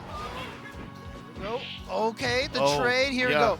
No. I think Rizwan was trying to anti-air that with the sweep. Yeah, and I think Fogo was actually trying to go for the neck breaker, but he accidentally just did low roundhouse execution error. So he kind of lost a lot of momentum once he got that knockdown on Rizwan. Nice. Rizwan catches some up kicks. I think he was trying to go for another solar plexus there. Yeah, that's the best thing to do against that situation. Because I love walking up to people with Chumlee and just spamming the strong. See if I either get the throw when the block stun ends, or I'll selects, baby. Or I'll just get another stand strong, which I can try to link it to a stand fierce. Good up kicks. Okay, got the most of it too. Oh no, that's not what he wanted. He's having some execution. I don't think he had nothing to lose there though. I don't think Rizwan wanted that either, but not at that particular timing. But it worked out. Oh, but it's awesome. I mean, like using Ryu's fireball on wake up or the opponent's wake up is just, it's guilt free. You know, it's like, and that's the thing. I think the only game today that does like kind of supers that are safe on block most of the time, like as a standard thing, is what I heard fighting the EX layer. Oh yeah. Because that's why a lot of my friends are liking that game a lot. Dude, Boss has told me he's like the number 2 person in Japan right now in that game. So. Yeah, they just added Terry in there, and he looks baller. Yep. There we go. Oh, there we go. Gets 2 stand strong's going to double dip. I was wondering if... Oh, he tried to fake the super, meaty super, and go for the throw, but remember, the window of throw invincibility when you get up in this game is actually kind of random. There's a max timing of it, but you can last anywhere from 1 frame to like 16 frames. Jeez. And so sometimes you can see someone get thrown as soon as they get up, and that's just luck of the draw right there. Rizwan now at match point over Fogo. This Ryu working out for him really well. Obviously, Bison's his main character, but it looks like he's obviously got a very strong pocket Ryu as well. Yeah, and I've seen on other streams him using that, in the fireball exchange, and gets that Oki with the jumping Tatsu. I don't know what he was looking for with that. He thought he was going to flash. He thought he was going to up kicks, and so he just was calling it out. He was just going to punch it, but nice block from Fogo. Yep, taking to the Mexican skies. Gotta watch out for... Oh, no! He thought he was doing a jab uppercut. Rizwan takes it 3-1. And he wanted to punish the jab uppercut with a fireball, but instead he did the fierce uppercut. So when he fireballed, it went under him, which let Rizwan get away and take that one. So Rizwan is your winner for that match and is going to move on. Indeed. Now, did you ever, you know what I loved about the Dreamcast? When people started modding the Dreamcast and were able to load backups and everything, people started uploading custom combos, custom soundtracks. Yes, rather. yeah. Like, because most people were sickened by the Marvel vs. Capcom 2 soundtrack, you know, the smooth jazz approach, patently false. MVC2 soundtrack is amazing. You've got a heartache. I mean, come on. Oh, it takes me for a ride. I'm all about that. But I was a dumb little weeb in high school, so I would put like a Yumi Hamasaki tracks, and And you know that weird J-pop music that people would make combo videos with Oh God. on the SRK forums? Oh God. Okay. Okay. You remember when it was like 3 minutes of anime, and then there was like 1 minute of combo and yeah. setups? Yeah, Oh, you know? yeah. And it's like so-and-so presents and this and all that. There's that one I want to, but video of like the things that you shouldn't do for combo videos. Yeah. And like they and he kept played Evolution by Yumi Hamasaki, yeah. Yeah, he played that, and then he also had like that really terrible anime. I forgot what it's called, but yeah, that thing was. I think it's only available on Vimeo right now too. So I discovered 2 of my friends' copies of Marvel and CVS2 that had like a bunch of just, what did we listen to? Like, those kind of things. I actually want to do that with the Dreamcast version of Super Turbo. Change the music. Yeah, but I would put Blasphemy. like, I would put, just mess around with it. Blasphemy. I would put Babe Ruth, the Mexican, in this level. What? You don't know this song? It's a b-boy anthem. I don't know it. I don't can't know sing it right okay, now, okay, but okay. we'd mix it up. Next up, we got Punches versus Jm Gao. Jm Gao. I remember him from last year as well. Going up against Punches. Not sure. Who Loving they're the gonna go. jacket, by the way. From Punches here, yeah. Yeah. It just looks clean. He's also got that really nice, slick hair here too. So, ooh, Punches obviously probably has played in some hacker fights that have taken place up here. Yes. Alrighty, doing some button checks here. I mean, to be honest with you, you can pretty much be confident that most people are using standard, but you want to make sure. So if people are wondering why they're doing button checks on an arcade board, is because the way that the undammed board actually works. Oh, did they just go into it? They went from a button check into the actual match? Oh, they're going, yeah. No. He's just testing uppercuts right now, I think. Oh no, never mind. They are going into it. Okay, all right. They were starting with the button checks and they just went right into it. Yeah, the headbutts over the fireballs. It's happening. Strong headbutt cannot go through fireballs. Only the fierce and light ones can. The heavy and light one. Here we go. Pressure in the corner. Yeah, good spacing there by Punches. Oh, he went for the tick throw. But nice counter poke from Gao. Yeah. Balrog's low strong. Woo! Also, previously one of the Super Turbo normals of the week. It's a good button. I love reading those articles, by the way, on the Free Right. Play Arcade, the Texas-based one. Oh, okay. On Facebook, they do a button of the week for Super Turbo. Nice. In 2 weeks, they're doing the big Super Turbo tournament out there in San Yes, Antonio. they are. Yeah. Good Ooh. players there, too. Ow, Oh, read the ow, fireball. Don't throw fireballs. Yeah, that is one of the best supers for going through those. God, that super's so good. And he reacted to like him moving back and everything. So again, as I was trying to mention, so on the undown board, if you hold 3 punches when you plug in your stick, the little LED light will start to blink, and you can reassign your buttons that way. Oh. You actually hit, I think it's like jab, strong, fear, short forward, roundhouse, and it'll set the buttons for you that way. And Like you could do that with the real arcade, with the assign mode. Well, with similar? the emulators, you mean? Or, Yeah. Yeah. No, the real arcade pro has like a button assignment Oh, okay. feature. But that's interesting that you could do that. Yeah, so that's why they're doing button checks here, even though this is an arcade board. If this was an arcade cabinet, obviously there would be no button checks at all. Nice punish on that whiffed headbutt there. Punches on point there. Trying to eat one round from evening this up.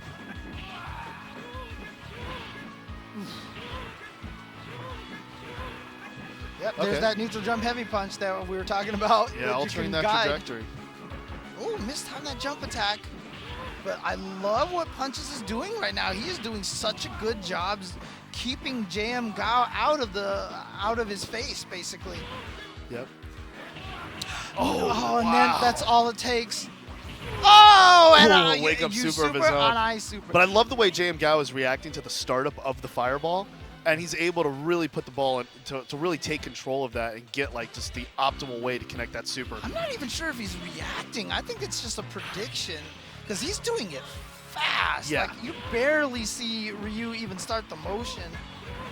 In those cases, it is, and he's probably thankful it's not HD Remix where Ryu has that fake fireball. So I should never talk about that. Don't get me started on that fake fireball. I actually thought it was a good idea. Oh, God, don't get me started on that thing. Good And that's throw. actually John Choi's fault, Checked too. it. So. So I'm going to forever be angry at John Choi. I'm sorry I brought that up. Oh, there he goes. Counters the dash Stuffing straight. the dash punch. Yeah. Good stuff. I love light DP in this game. How it like goes through frame traps, certain tick throw situations, and in so many like in defensive positions, it's really the best option you can do. It's invincible on first frame. Yep. Miss that. Miss having invincible uppercuts. Oh, that Oh, low the strong stun. stuffs the dash. Oh, that wasn't a real combo. That jump kick was way too high. Oh, Gao but he could missed have the super for the guaranteed. Gao could have blocked that combo after eating the jump kick right there. It was too high, but then he just got hit afterwards. Not sure what he was trying. And Punches takes the lead here, going up. Is it 2-0 or is it 2-1? I believe it should be 2-1 because the Gao boxer, took the first one, boxer right? Yeah. supered through the fireball. Yeah. That's what I thought. Gao took the first one. So yeah, Really there we good go. roundhouse headbutt there. I'm just loving the spacing on this guy. He really knows how to move around the ring. Ah, that footwork, baby. Oh, turnaround punch. Look at that damage. Goes straight to the dash low. There we go. There was that uppercut. Oh, God, he tried. Caught him on the jump to back. kick. He tried to kick. Unfortunately, I think it was just the wrong timing. He was trying to kick him in between the punches, but missed the turnaround punch. Yeah, a lot of missed meaties on both sides. Oh, that's a quick dizzy. He uses the Tatsu to get there. Oh, you know what? I like the idea from Jm Gao. Says, you know what? You might miss the timing on this. Nice. There's that mix-up we talked about. Yeah, whiffing the low short, going for the throw, and Punches Nice. is on match point. Rocking those SF2 hyper fighting colors. When I play Smash, rarely, I use this color combination. Oh, yeah. Yeah. For Ryu, it's either this one or it's, which one is it? It's, I use that medium kick or I use, I think it's, Oh, good DP against it. can't remember Not now. having Anyways, cross up Tatsu. trying to remember which button color I always used. The gold one? No, Like the I use brown one? I use the Champion Edition color one is the one. Oh, that I okay, use, yeah. The gray and the blue headband. Yeah, I like that one a lot. Daigo uses the brown one, I believe. Yes. Yeah. Oh, Oh, low strong after the fireball. Good spacing, and Punches takes it and moves on. Yeah, see, I'm from Florida, so it's like a lot of us use the, when we play the Dreamcast version, we would use the orange gi with the blue headband because it's kind of University of Florida colors. Oh. So I'd be like, yeah, they called it a Gator Ryu. Okay, fair enough. Yeah, fair yeah. enough. Yeah. Gator Ryu. Nice. Now, what I want to ask is, how did we get to Ken's stage? I'm not complaining. I love Ken's stage. They reset it. They reset it, They okay. reset the board, yeah, and then they started again. So. Ah, yes. Now, one thing I want to ask is those things on the dock in Ken's stage. I don't know if I want to call them divots because I'm not very knowledgeable in maritime affairs, but because I noticed that there were things that they moved that were spacing, like for instance, a stone in Sagat's level that Ryu was able to get fireball traps with. Well, that was a really good jump in. Gamelon was crouch blocking against that, and Punches just came clean with it. See if Punches can run the gauntlet here against the claw. He's cornered here. Oh, and it's...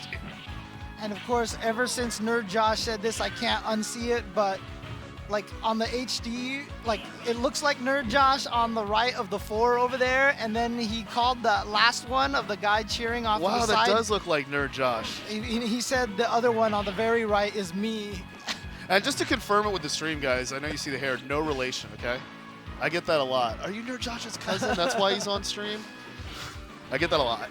That's funny. Yeah. Well, it's that curly hair, dude. Ganelon is transitioning to another style, using the strong pokes there and the rolling flash and chip it out.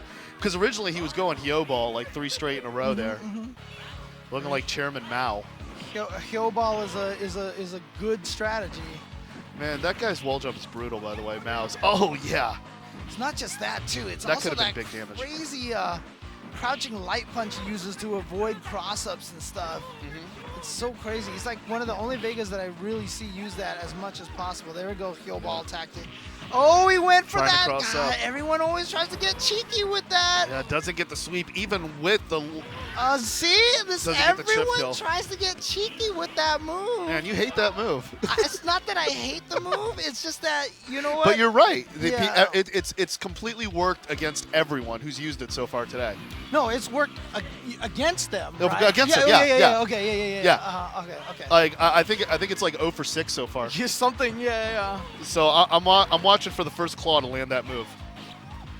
Okay, going to 2 straight cross-ups. And you know what's funny is when you get like the familiarity of whether they're going to cross up or stay same side, and then they start feinting it like that, exactly. And then he caught him with the super on top of everything. I see you, Ganlon. I see you. As soon as I said he feinted it, and there was that fierce DP. Man, I wish I had these reads in the game. That's why that move is so good. Because, you know, obviously there have been other option selects, but it's one of the most powerful option selects because you can stab, and if you come into range, then he'll throw. It's the same. It's the same command. The way I look at it, it's a 50-50 on top of a 50-50. Yeah. It's like a 50-50 on top of like an 80-20 or something like that.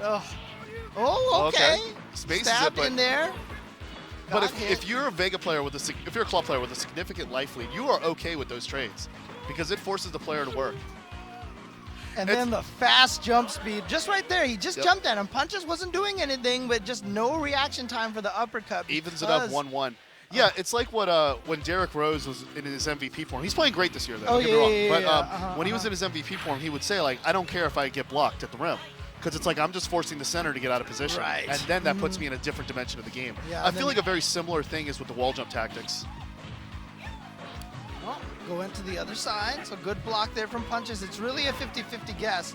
And a lot of the times you don't want to use the visuals of where Vega is to make you decide which way to block. You can't trust those visuals. Yeah, they're so good at. He's so maneuverable in the air. I feel like it's kind of like you can see the momentum he gets coming off the wall, but try not to look at where he's going. Right. Yeah. But that was strong by Ganelon.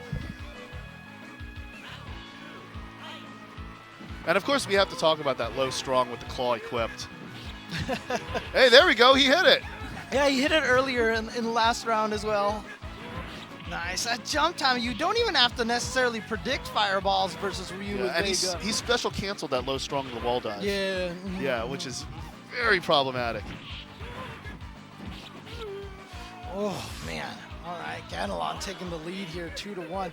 I mean, when you're watching for so many other things, it's like it's very difficult to react with a DP because you just got to see like where the different jump trajectories coming, and that's what makes Balrog an undisputed top tier in this game. Yeah, one of the other hard things too is that Ganelon doesn't even need to do heel ball versus Shotos. You can actually take out Shotos with just pure standing medium kick pokes and stuff like that. His foot speed is just so good.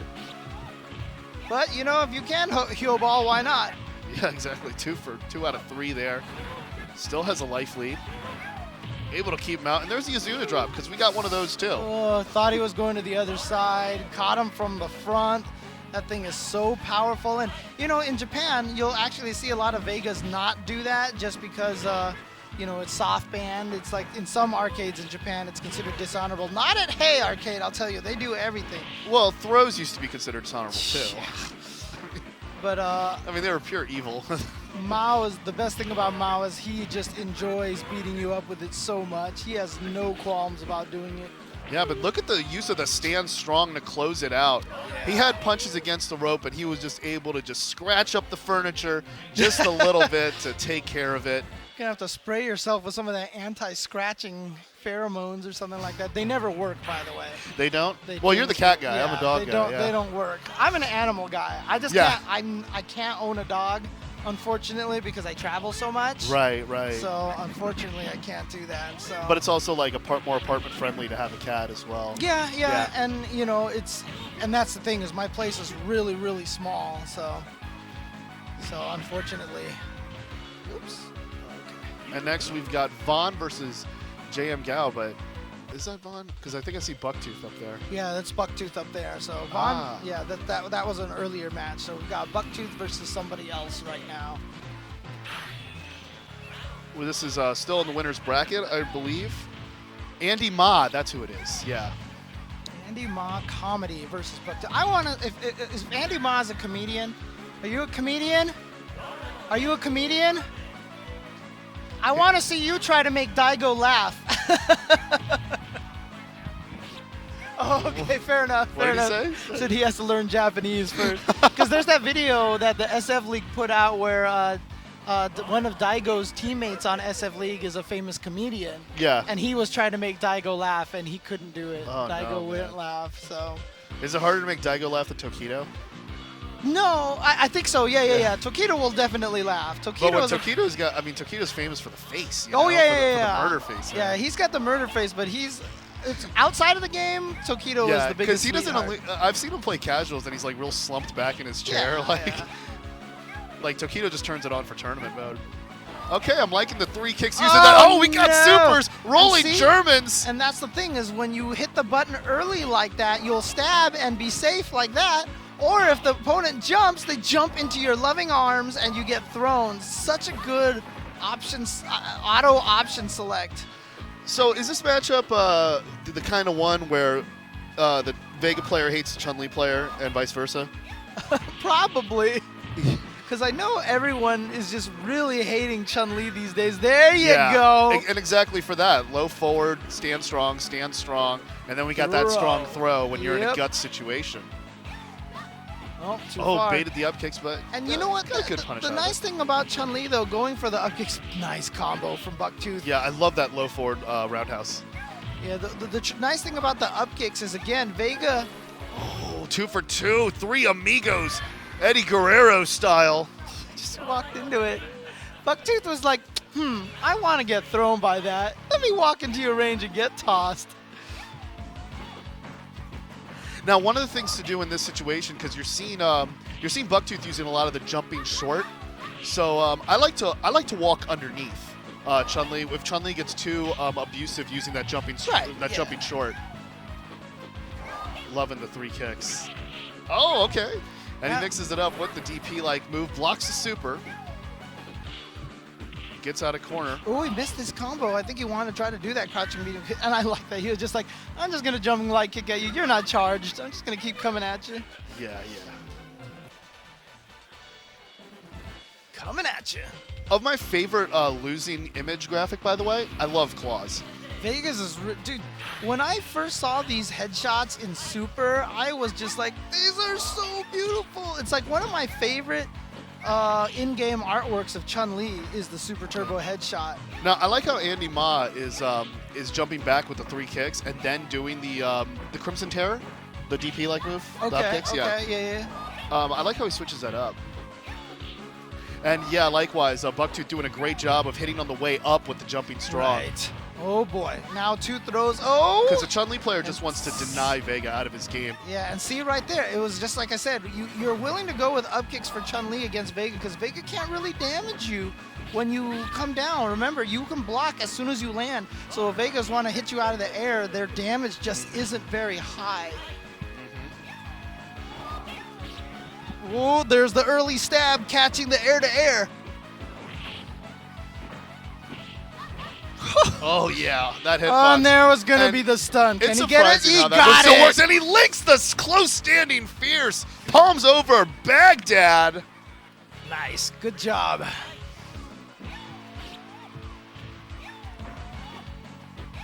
Trying to chase him out of the air.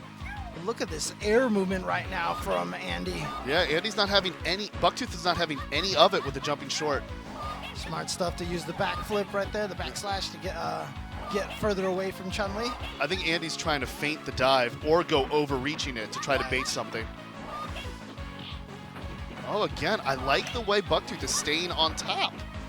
Yeah, the pressure is working really well for him right now. But there you go, throwing out of the corner.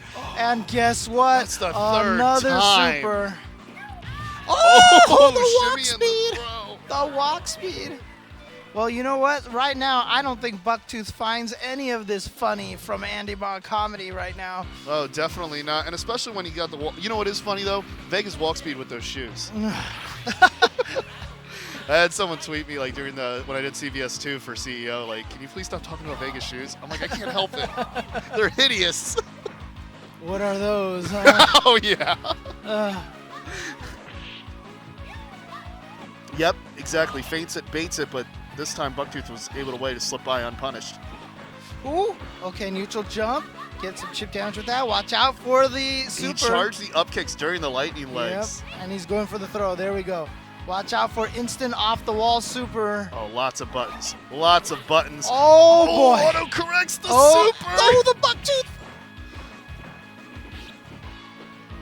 Okay, I like it. Just going in on him. No anti. Wow, no. Oh that boy. was the best option. Scary times. The chip. As soon as Andy crouched, he was like, oh wait, this is going to hit me. I'm going to, and then that was it. Just didn't On the have way the down, reaction. the spinning bird yeah. kick. Remember when in HD Remix when they made the spinning bird kick have like that parabola Yes. trajectory? That was fun. Could it cross up? I don't remember now. But Andy Mott taking a lead here with that jump back fierce. Really fast round right there, but that's super turbo for you.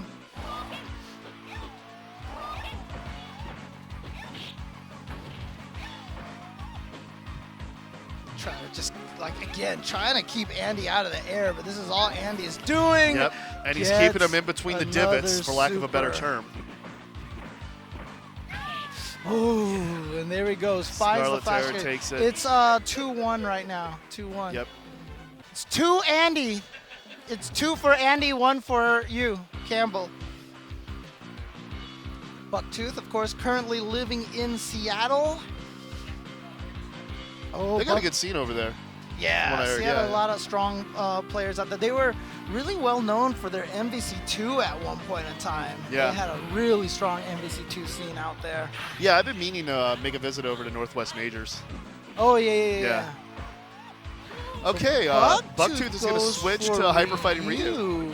What an interesting choice. And it's new Ryu, too. So he's going to try to get some utility out of the up ball because I noticed that a lot of people like to use the old iteration of the Shotos. Well, especially against Vega because you get the invincible uppercut the entire way up. And it stops the wall dives really well, but he's going to just get supered again. Man, that's the fourth Azuna looking like Ryu Hayabusa, Andy Makamadi in a match point situation. This is actually a bad matchup for Ryu, so I'm surprised Bucktooth went for this. But then again, Andy has been going off the wall a lot. So that makes the fight less bad for Ryu because honestly, Vega just destroys Ryu on the ground. Yeah, but I feel like... Here we go. Heel ball cross up. Same side. Oh, finally got him. He's out of it. Oh, he tried to gets go the for throw, red. takes it. It's not gonna Yeah, work. I was liking how Bucktooth was able to control the skies more with Chumlee with that jumping short. That's why you use Chun-Li in that matchup because you can keep... you can kind of battle Vega in the air a little bit better. Indeed. Well, I think we're going to be taking a break here. Yes. I do want to say one thing, James. I've been watching your Tetris streams. Big fan, but I got to ask you one thing, man. Why do you not like the T-spins? I'm not good at them. I just haven't practiced them a lot. You know, I can't do the triple ones, but I started doing the double ones. Yeah. They shake things up. My problem with my double ones is every time I set it up, then I get 7 bagged, and all the T pieces are like 14 pieces away, and I'm like, why do I have to build this crappy?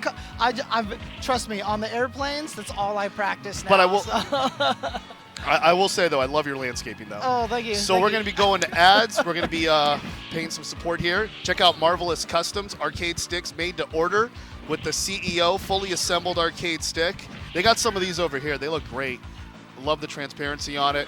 They also have these custom-made buttons that you see here. Quiet, noisy, fits both designs from Crown. And then Arcade Shock Split Frame, love this store. March 28th through April 4th, use the coupon code NCR2019 to get 15% off store-wide. Save on fighting game parts and gear. Arcade Shock, great place. And now coming soon, Windjammers and Windjammers 2. I don't know if you're a big fan of this. Shout-outs to my boy Xavier Woods, also putting this game on the scene. I love this game. I'm all about Gary Scott, even though he's low tier. But yeah, check out Windjammers 2 by .emu. It's coming out soon. The Victrix Pro FS, available now via Amazon. Huge fan of this stick. If you come out to some of these events, you can get some pretty cool stuff laser engraved on that stick too.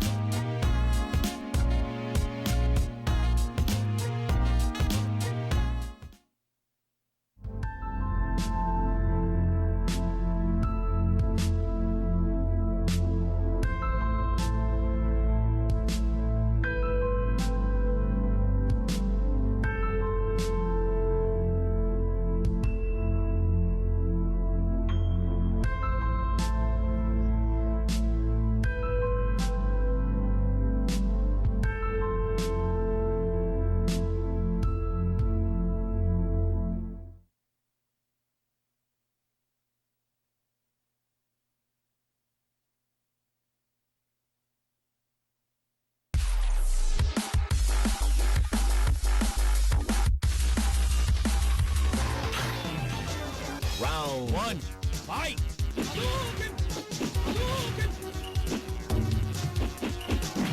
3, 1.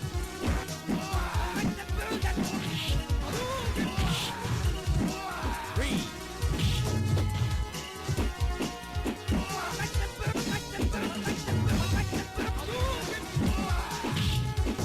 4. Balrog win. Round 2, fight! 2, 2.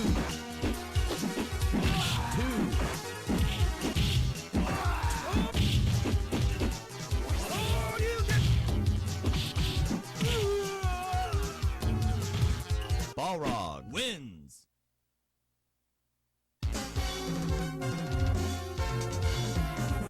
Round 1, fight! 3,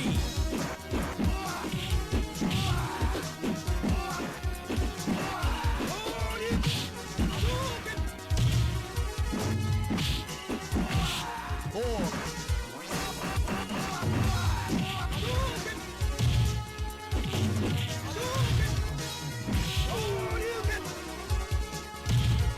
3, win. Round 2, fight!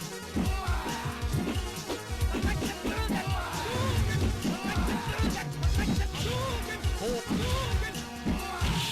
2.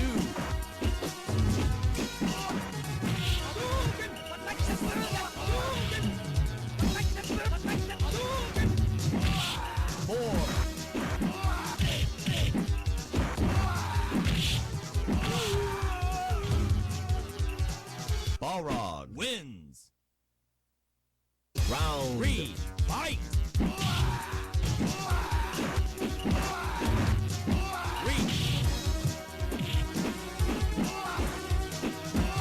3.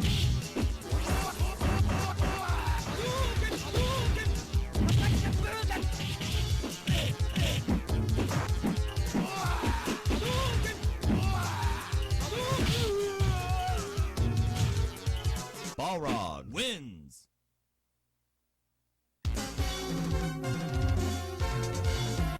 Round 1, fight!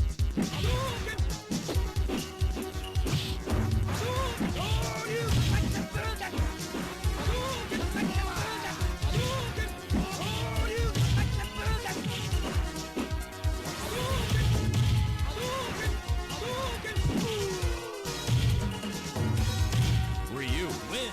Perfect. Round 2, fight!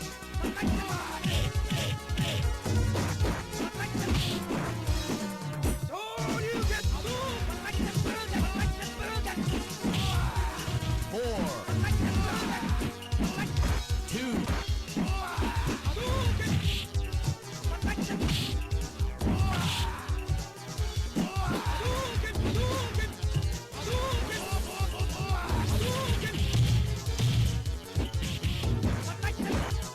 3. Balrog wins. Round 3, fight! 2.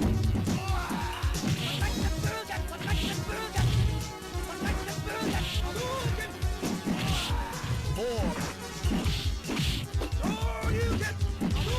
2.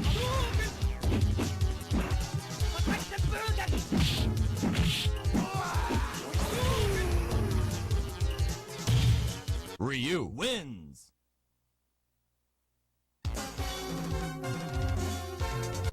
Round 1, fight! 2.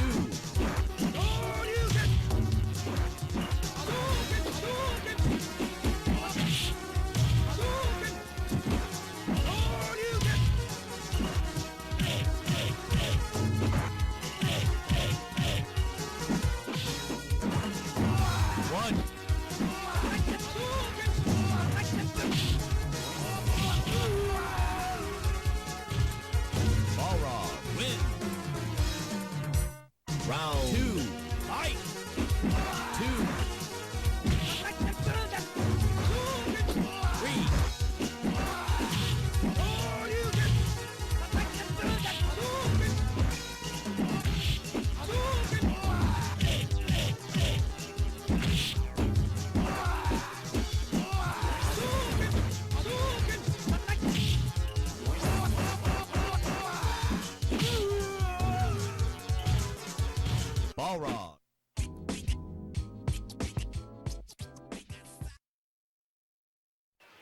And we're back.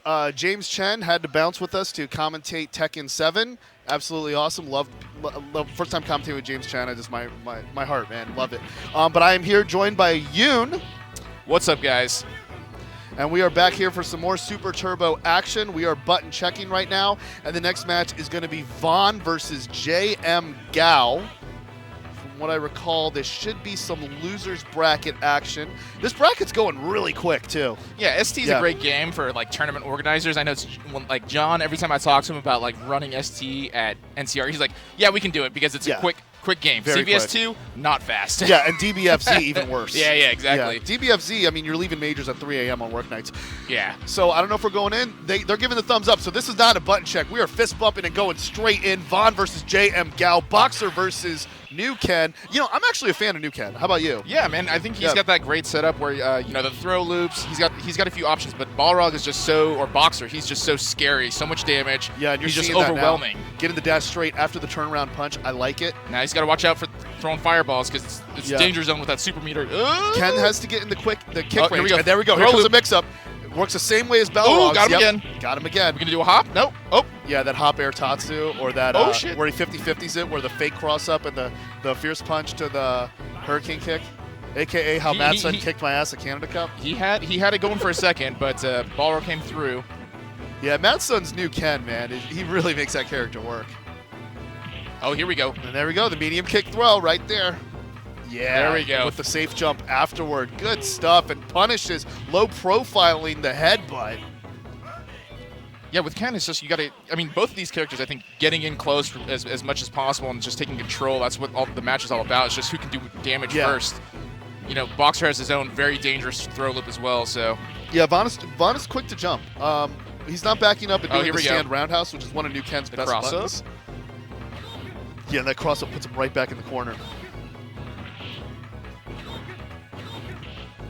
Yeah, I mean, you can headbutt through the fireballs, but don't give up your rhythm. Like, don't telegraph, so to speak, the rhythm against the opponent, and that's what Vaughn saw, being able to take the first round. Yeah, and I think I'm hoping to see. He made the adjustment at the end of the game, Ken, where I think you throw slow jab fireballs, and then you force full screen for Balrog to do headbutts, and you can counter afterwards. So you keep him at a safe distance. Yeah, especially if you've got some good pokes, good reach. The sweep definitely gets a job done. Nice. Fierce canceled on the Tatsu. I love that. Fancy. I love that hit. Oh, here we go. Yep. Knees to the gut. The stand roundhouse. Loving that button. It's really good. What I like when a lot of Ken players do is they intentionally whiff the stand roundhouse because the recovery of that button is really good, and they can do a DP afterward. It looks random, but it's totally not. Ooh, that was a two tap. All right, let's see if we get another throw loop set up. There it is. Yep, off that safe jump. You got to tech yourself before you again. wreck yourself. Vaughn goes up 2-0. You know, some people may call that cheese. No, there's no such thing as cheese in Not ST. Everything, this is all ST, baby. No, I mean, you got to bring it in the arena. Yeah. It's either All right, okay. we gotta as I mentioned earlier change. to James, this is Gator Ryu. Gator Ryu. I'm a Florida boy. Okay, so. right on. I mean, I Right didn't on. go to UF, but I played a lot of people from UF. I used to party in Gainesville, and they use this Ryu all the time. You see good DP to go through the fireball, connecting straight to the sweep. Oh, air to air with the Tatsu. Okay. Liking that. Going for the roundhouse. Yep, there it is again. And look at the way Vaughn, like, if we could see in the player cam, look at, you got to see the way Vaughn, like, mashes the joystick. I love it. He's going at it. But, you know, what's really crazy is and it's match point for Vaughn here. Good sweep. Good, it's a pair of them. It's really hard because you're doing optimal sweep where you're, like, mashing the stick into the corners, you know? Yeah. But then you got to know at the exact point where you release the throw so you can get that safe jump mix-up. Ooh, Renda cancels. Wow, Renda cancels it off. I believe that's a chain cancel, Renda cancel, because that's like the only way you can combo it from a low short. I think so. Yeah. So it's like kind of like he's inputting like to link it to a jab, but then the jab like instantly cancels into the DP. Yeah, I think. Yeah. Yes. Oh, and I'm next on stream against Oliver Ling. Okay, we'll see how this goes. Well, hold it down. Good luck. Yeah, good luck. So, by the way, Oliver, I don't know if you guys know, check out his Twitter page. He's got this action film that he just shot. I just like happened to just check it out on Twitter, and it's like really incredible. I can't believe he's like basically an action superhero. I highly recommend you guys go check out his Twitter. I was actually super impressed. All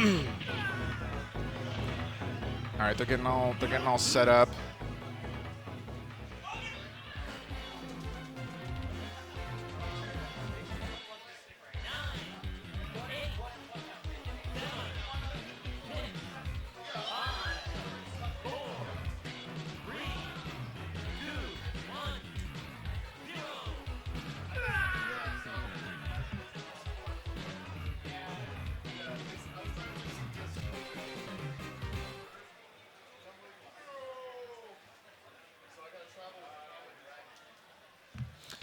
All right, here we go.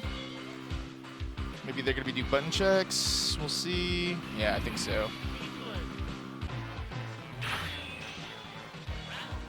Yeah, let's just check buttons, make sure everything's working. You got to with these super gun setups. You never know.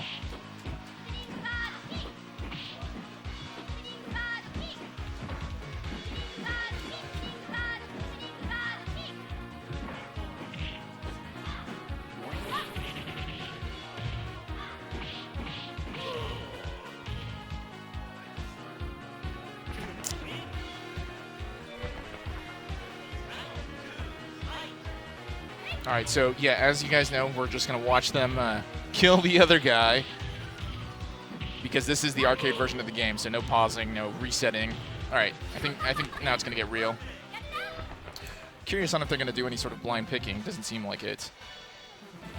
You know, in ST Super Turbo is like a game of matchups. You got to know your matchups if you wanna survive.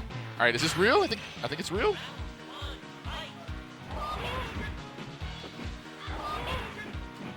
Yeah, this is looking real.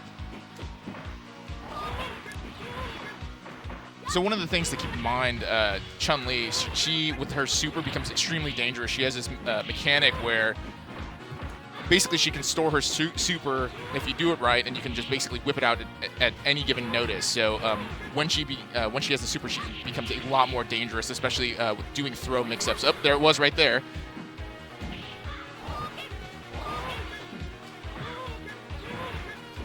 Just trying to keep her out. Nice fireball game.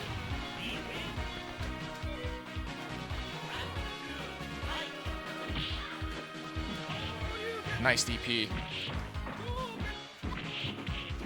Ryu's just getting in there now.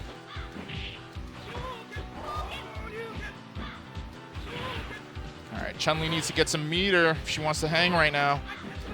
Oh, now it's danger zone. One chip super. Oh, here's where it gets real dangerous.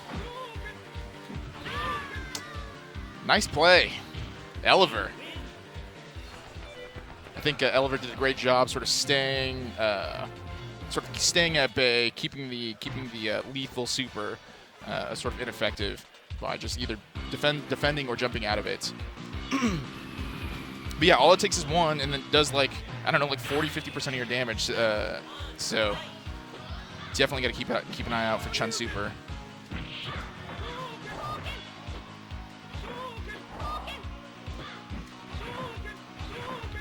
All right. Oliver throwing some fake fireballs, trying to get her to jump.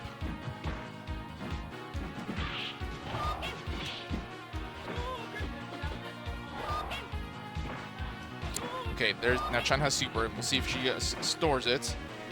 Oh, there it was. Has not connected yet.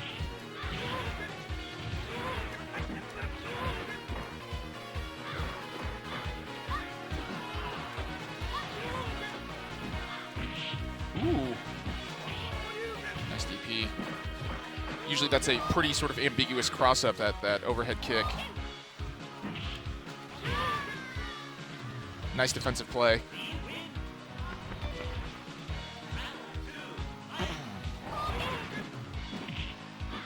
Yeah, I think Chun-Li's gonna have to start getting a lot more aggressive, trying to do throw mix-ups. Playing the fireball game with Ryu is just not going to work. I know she's just trying to build up that super to get the mix-up, but there it is. Okay, we'll see if it connects this up. Oliver has read it. pretty consistently, taking the venom out of the snake.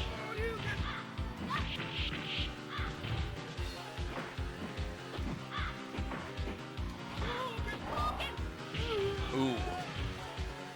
All right, Team Chris getting back in there.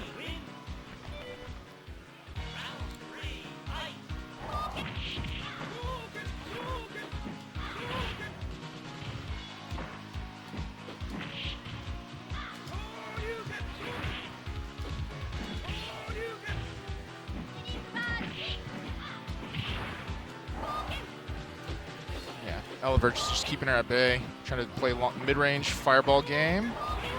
It's working. Oh! He's been good about reading those jumps, not committing to the DP, just doing the down fierce. A lot of people underestimate how good that move is. All right, so Oliver's up 2-0.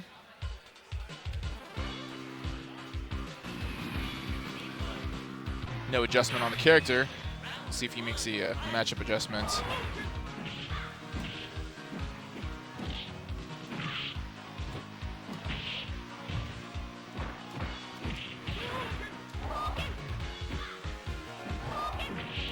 Oliver going a little bit more aggressive this time, probably trying to do some damage before she gets super.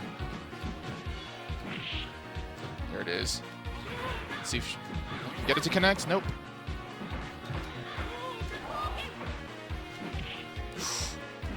Nice heal. Uh-oh. Oliver's in trouble. Nice. Nice chip.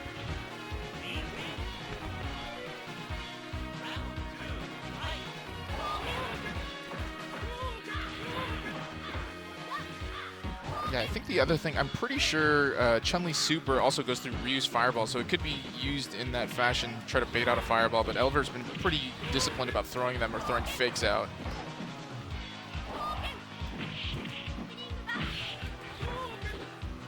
Alright. Just doing the chip damage, trying to get close to KO.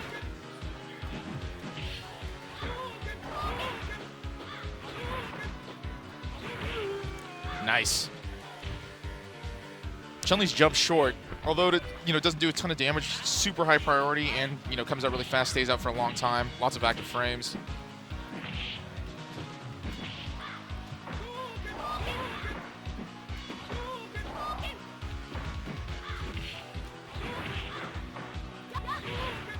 Wow, Team Chris making the adjustments, reading those Ryu fireballs pretty well this time. Oh, the throw. Gotta watch out for those tick throws.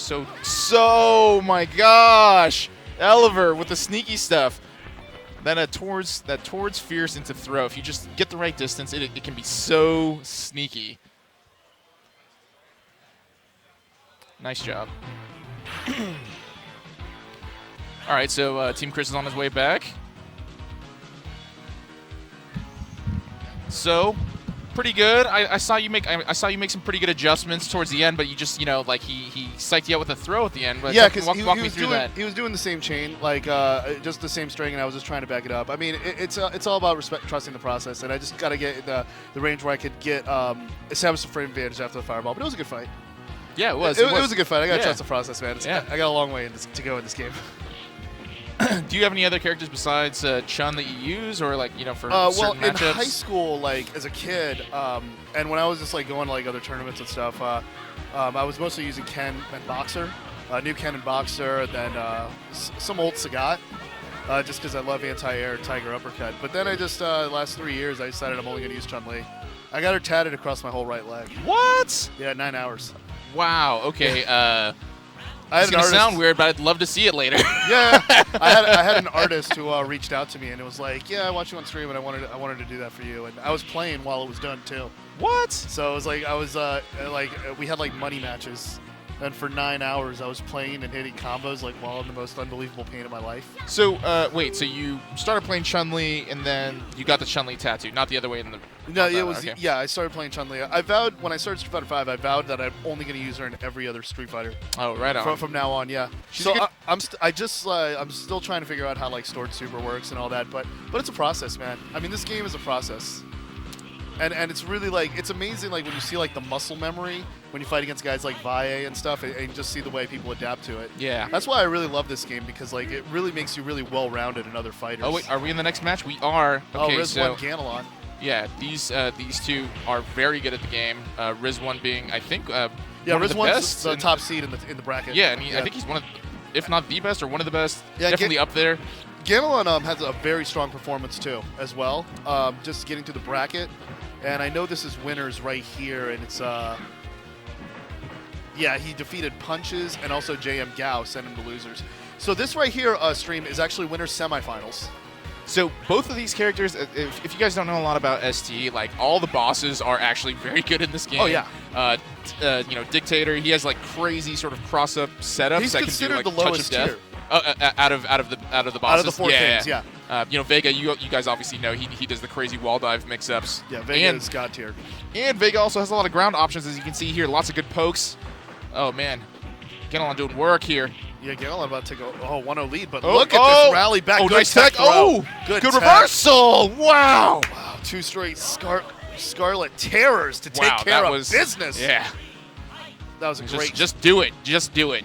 Yeah, that was All right, here definitely we very go. strong. And you know, I like to look at Claw in this game like the same way as we look at Chumlee in Street Fighter Third Strike, where it's like Capcom's just gonna make sure that character is never that way again.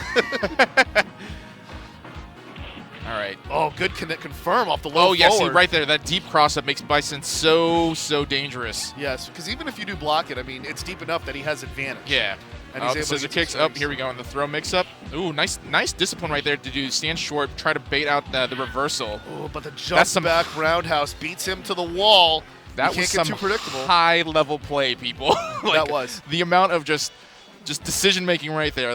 That was incredible. And you These have guys- to, and the thing is you can't make that split-second decision when Claw's coming at you.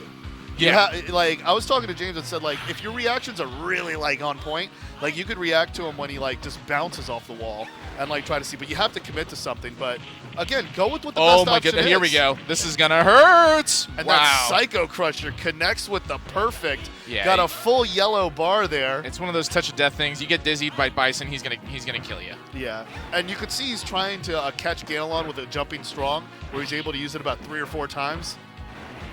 Ooh. And by the way, I'm a big fan of full screen Psycho Crusher. Yeah, it's been neutralizing the wall dive game so far. So we haven't been seeing him Ganelon use it very much. He probably also had. Oh, there it is. Yeah, Wow, only nice gets reversal. one hit out of it. But it's nice seeing Oh. that as an anti-air. Whoa! Some champion edition stuff right there. Yeah, Hitting he- him with the tail end of the Psycho Crusher. Yeah, he was able to put Rick James's boot on the couch of the Murphys. Nice furniture you got. Just the end of man. those, the end of those hitboxes. You know, it's funny. It's like everyone knows exactly what you're talking about. I seriously think everyone, at least in the United States, has seen Chappelle's show. So, Oh, anyways, of course. all right, It's here a we cultural go. staple. Yeah. Riz 1 is up 2-0 here. And just so you guys know, it's funny because you see Riz 1, you see Vega, and you think he's the Claw.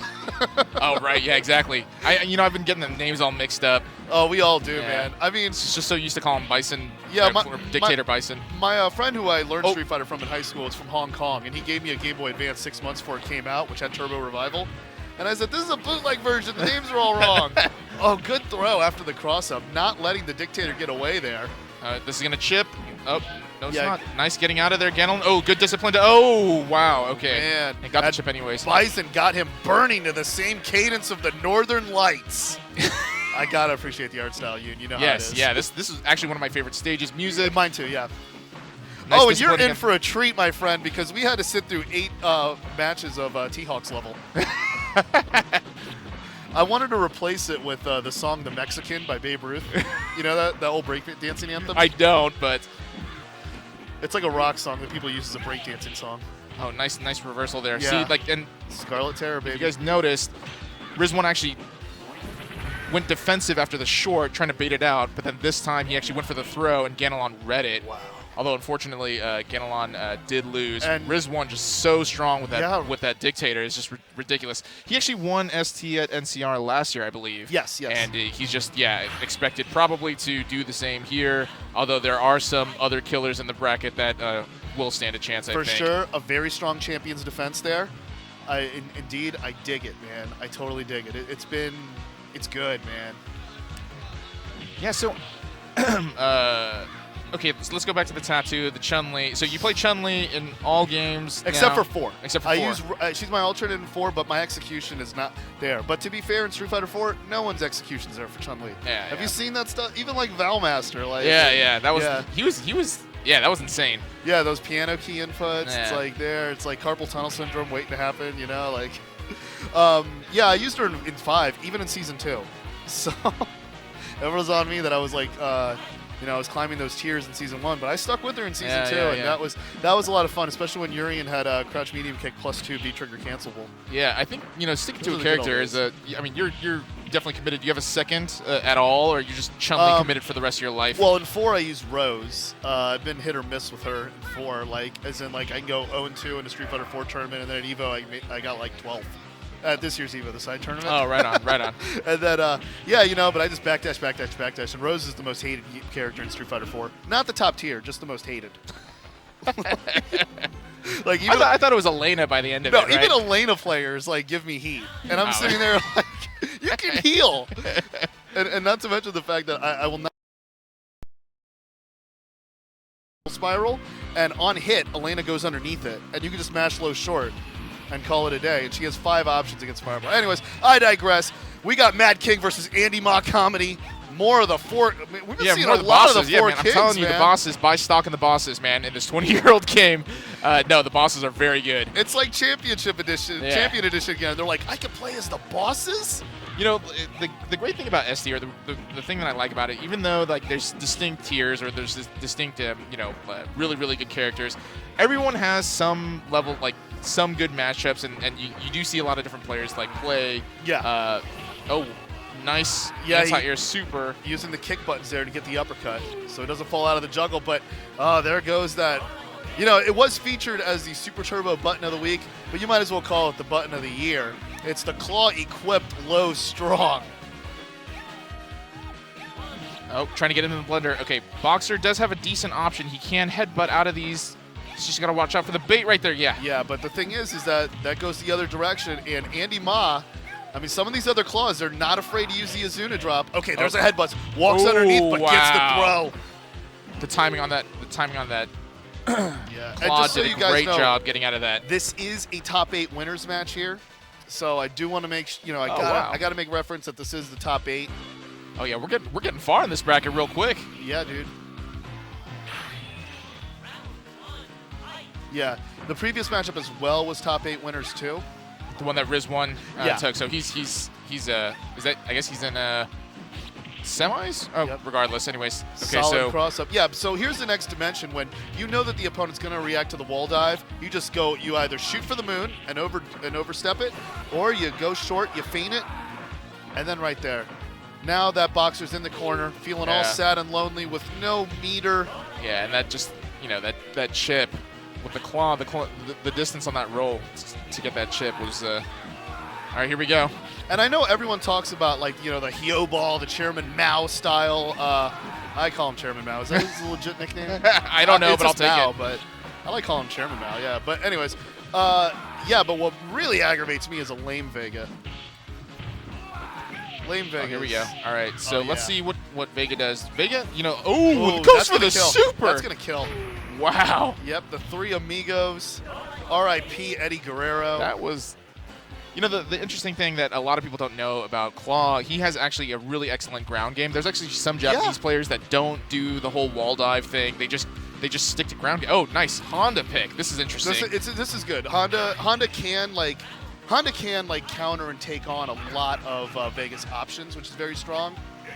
But yeah, what James was pointing out earlier is that a lot of Claw players sometimes don't do the wall dive at all against certain Shoto players, especially Old Ken, because Old Ken's got that insane that fierce DP, right? Yeah, which got the hitbox of a Boeing 737. Oh, here we go. But again, I like what Andy Ma's Oh, doing here, wow. and that's going to get the other kill. Rolling Germans. He's got an auto controller on the super. Man, he's pulling him out like nothing. Oh yeah, indeed. There is nothing funny about that. Oh, here's the blender. Yeah. Yeah, Honda's and he gonna- feinted it. He feinted it to get the button slams out there.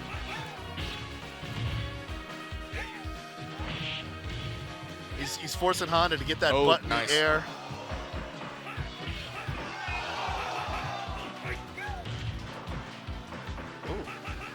Watch out for the super. Oh, nice super. Got one out of it. Huge hitbox there. Goes full Oh. screen. Good jump back, but ooh. Takes the throw. Mad King's going to stick around just a little Yeah, he's longer. not done yet. He's not done yet, people. I love the Honda pick. Ooh. Oh, I like that. That- Catching the butt slam, dropping him right on his head. You can feel that sweat coming off the face paint.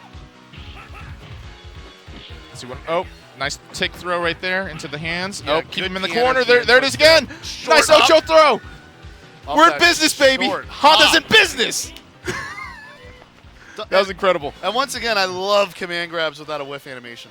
Yeah, and like, yeah, Honda has some ridiculous. Doesn't he have a what's it like a Ocho throw Yeah, he can loops and store stuff? it. Yeah, yeah. it's There's just- like I think there's about like 8 to 10 different ways that you could like get chip situations for it. And again, it's risk free because it doesn't have a whiff animation. right. Like the only other character I believe is old Zangief and I don't know if old Zangief has it, but old T-Hawk does. Yeah. Yeah. And then when you combine that with the jab option select, why is T-Hawk the worst character in the game again? I love how he's like one of the worst characters in the game, but if he gets you in the corner, it's 10-0. Like a literal unblockable. Oh wow, so good with the Don't super. think this one will kill.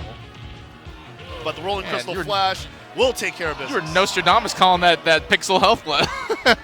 You know, and it's funny because James is telling me like to be really careful about that because like in some of my locals when I get it wrong, like they call me out, man. Oh, that one crossed up. Got him on the other side of the mask. Yeah, Honda's doing work right now. Oh, that's- Indeed, the butt slam. Okay, that was a good escape. Okay, he anti-aired that with a stand strong. Wow, nice. Oh yeah, double tap. Oh, Oh, wow, no. catching him out of the butt slam. Again, Or- not gonna kill. He's gonna have to work with something else. Oh, That was a good bait. wow. Got the bait. Andy Ma takes it and advances the top 8 winners. That was. Yep, takes a bow. I Well appreciate earned, my friend. the Honda pick. Honda does not have a lot of great matchups, but I love it when there's masters of Honda players, man. And Really impressive. And what James and I were talking about prior to the top 8 is that we're hopeful that Andy Ma will learn Japanese so he can do the impossible task of making Daigo laugh. All right, so now we got top 16 losers, so this will go into top 8, the winner. And this is Vodka Gobalski. Some history about this gamer tag, by the way.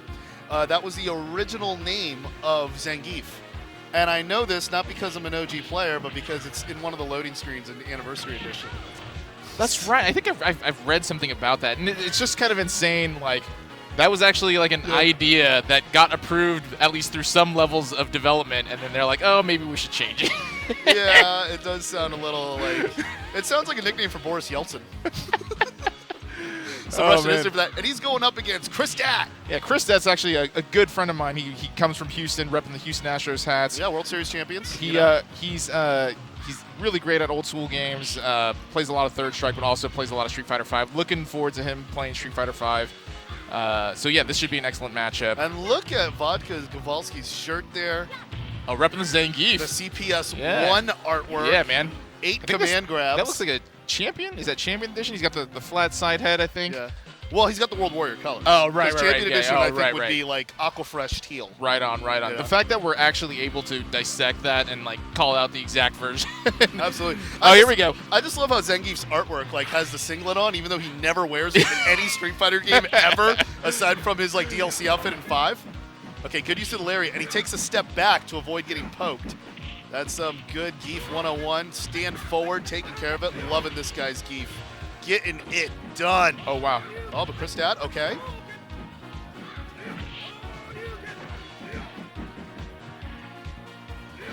Ooh, yeah. Vodka doing a really good job reading Yeah, those sweeping fireballs. against And, it. oh, Oh, leaping forward. Yeah, That's yeah, a that was a- dangerous situation. yeah. That move just looks scary. And again, extra torque on the lariat. yeah. Getting it done. Now, also, I mean, I'm not criticizing the singlet in the player photo. I actually appreciate it because I think it's Nice so overhead. weird when you got characters like DJ and Dulzim and you can only determine what color their pants are by their skin color. I mean, it's like I sit there and I go, well, I don't know which color of the pants of DJ I'm going to get, and I look like a racist. All right, just here saying. we go. No, I hear you. Good whiff punish off that. Oh, sweep. wake up super. Yeah, he Okay, doesn't get Zangief much in- mileage out of it, but Zangief in control here. Oh, Kristat coming back. yeah, good spacing, Ooh, good trying toxic to go for the close overhead. distance. Ooh. Now you got to be lariat. careful because Vodka Gobalski's been able to get SPDs off that stand short.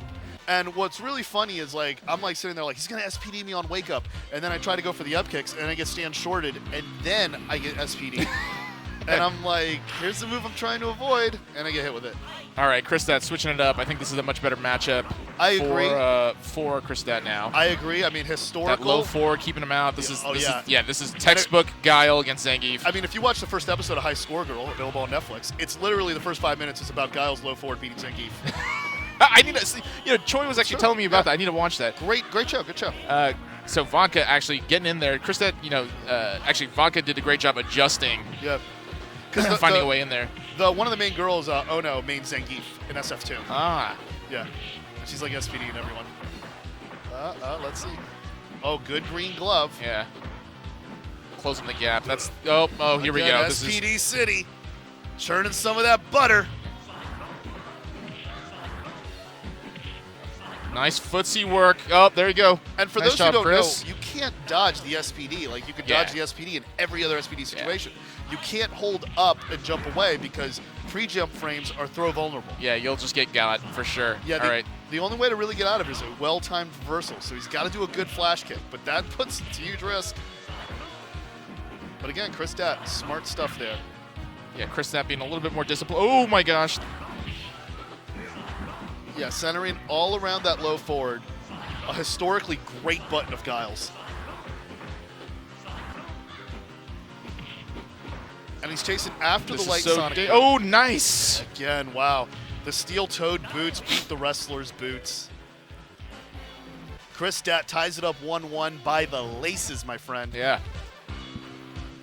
This is actually one of my favorite matchups because there's so many specialties, but then once, specializations, especially with, as you can see, Guile doing the low forward, but then, when Zangief gets in, it just gets so scary. You And- can do so much damage so fast. Yes, and it's the most viable. This matchup is actually its most viable for Zangief compared to all the other versions. Oh, that's Wow, gonna kill. that's Yeah, what I you're said, talking that about, the stand short. That stands Yeah, short. put him in block stun and then just grab him. Yeah, and he gets it right when he's out of the block stun too, and that's when it gets really problematic. Oh, nice. Just going straight into it this time. Yeah, excellent spacing. Whiffs the grab, but nothing Guile can do. Went on for the the way up. SPD but missed it.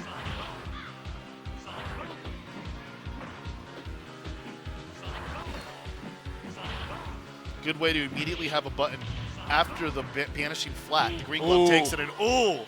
Yes, the good thing, so Vodka made a really great adjustment at the first portion of that match. He actually started jumping in and, got in close a few times and was able to do an SPD. Yeah. I think he recognized that Chris wasn't actually, flash kicking or punishing as Yeah, much, but then, you read the towards charge. the end, yeah. Yeah, one of the things you got to do is you got to read the charge. So you can see, is this Guile crouching? Because, Guile, the Smash ultimate assist, he's just crouching.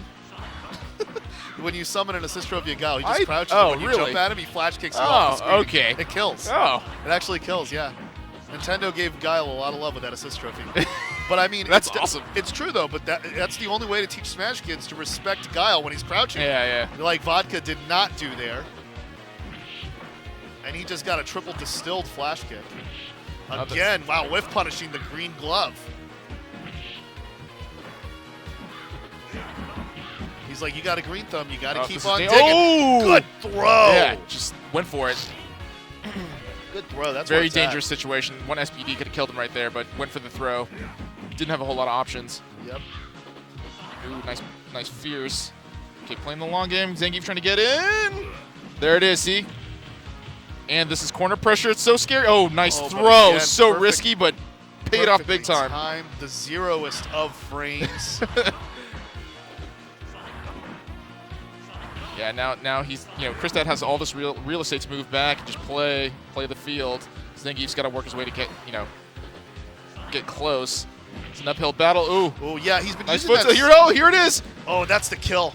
No, Right. it's not. Sorry, wrong way. Oh, and went for the baby, super. He got it. Wait, it's Del- 2-2. Yeah, It's it's 2-2, guys. 2-2. Yeah. Vodka, don't give up yet, baby. Don't give up yet. Kristat ties it up, busting out that delta motion. I never say that super's useless. I never say it, ever, you know? It's just, I know the delta motion sucks, though. I mean, today's fighting gamers are like, I got to go down, back, down, forward, down, back, up, forward. yeah, it's like, how do you even do that? It's like spaghetti. Yeah, the person who taught me is like, you'll never hit this move. Nice flash kick big. Oh, but got him the second time. Yeah, Zangief just really trying to time those jump ins because it's so much payoff.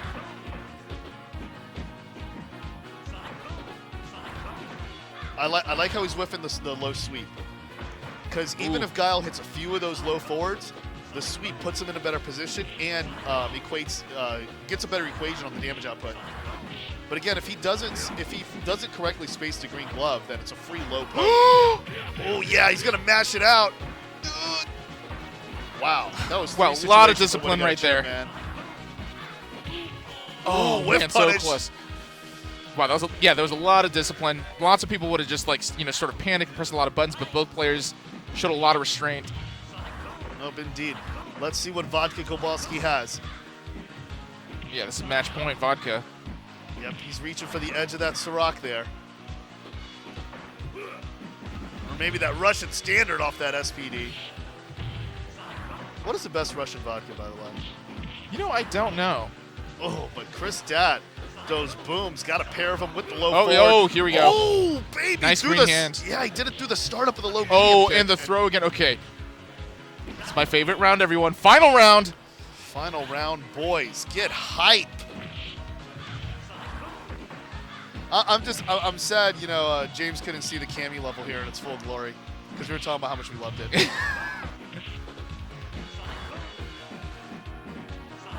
Oh my gosh, it's Kristat's got a full Kristat's meter. doing a He good might job. steal this. Got some booms. Vodka's got to chase in. yeah. Chris trying to stay out of the corner because it gets so scary. Oh, Ooh, this is those gonna be really SPDs. scary. The tables have turned. Chris just trying to get some breathing room. One SPD will do it. Great game, great match. Vodka Wow. takes it. Wow. Because, You know, like 15 seconds ago, it looked like it was the Kristat show, and then all of a sudden Zangief, like one knockdown, he gets close, one SPD, then corner pressure, and then another SPD, and then it's done, right? So Zangief, a lot of people think, oh, he's you know doesn't have a whole lot of options. It's like, yeah, because once he gets that one moment, everything can change. yeah, it's like Street Fighter 4 Zangief. I mean, he's a Vortex character. And it's just like he can chase you down and figure out once he gets in your head, he gets in your head. And I'm just telling you, man, because like 15 seconds prior to the end of that match, it totally looked like that vodka Gobalski looked like that grapefruit flavored Absolute that you leave in the back of the fridge when you got nothing left to drink and a really awkward Red Bull flavor to mix it with, you know? But then he just kind of polished it up, got that triple distillation for Mother Russia, and he's goose stepping the Gorbachev all the way to the further away into the loser section of the top 8. But now we've got winners final. Riz 1, the defending champion of NorCal Regionals. Stoicism. Yeah, this is expect some high level play. Yeah. It's been straight up Andy Moss stoicism. Just like complete philosophical advantage. Yeah. Oh, and by the way, I'm loving that stick, by the way, that we have over the setup next to Super Gun. I was using it. They're custom built here, by the way. Oh, right on. Yeah. Is that a Marvelous Customs? Yes, it oh, is, Yes. yeah. Yeah, one of our sponsors here at NCR. Shout outs to them. Yeah, let's They chill. also actually printed the shirts for NorCal Regionals, so definitely stop by their booth, check out their website. Yeah, for sure. A They lot of definitely cool got some stuff. good stuff. I'm gonna get my shopping on, like in between this and the SF4 thing. So here we got Riz 1 rocking that lime green popsicle Vega. Vega's in Dictator. Do I get any weed points for that? Just saying, I'm loving that jump back strong, by the way. Riz 1, the master of the full screen Psycho Crusher. I can see a lot of people like, yeah, I do that on my Arcade 1-Up at home. I'm thinking of buying one of those things. Really? Yeah, you know, I was curious It's about not it. bad. It's not bad. Yeah, I just wanted to see what it was all about. Now, one thing I love is that Vegas Stand Roundhouse is like, Bison's Dictator Stand Yeah. Roundhouse is his stand forward in the other games. But my favorite button is Bison's Dictator's stand roundhouse in SF4. We call it the Walker Texas Ranger button. Ooh, get him off the wall. It's corner pressure from Yep, he is Dictator. just- So, ooh, He nice is just having short his hop. way.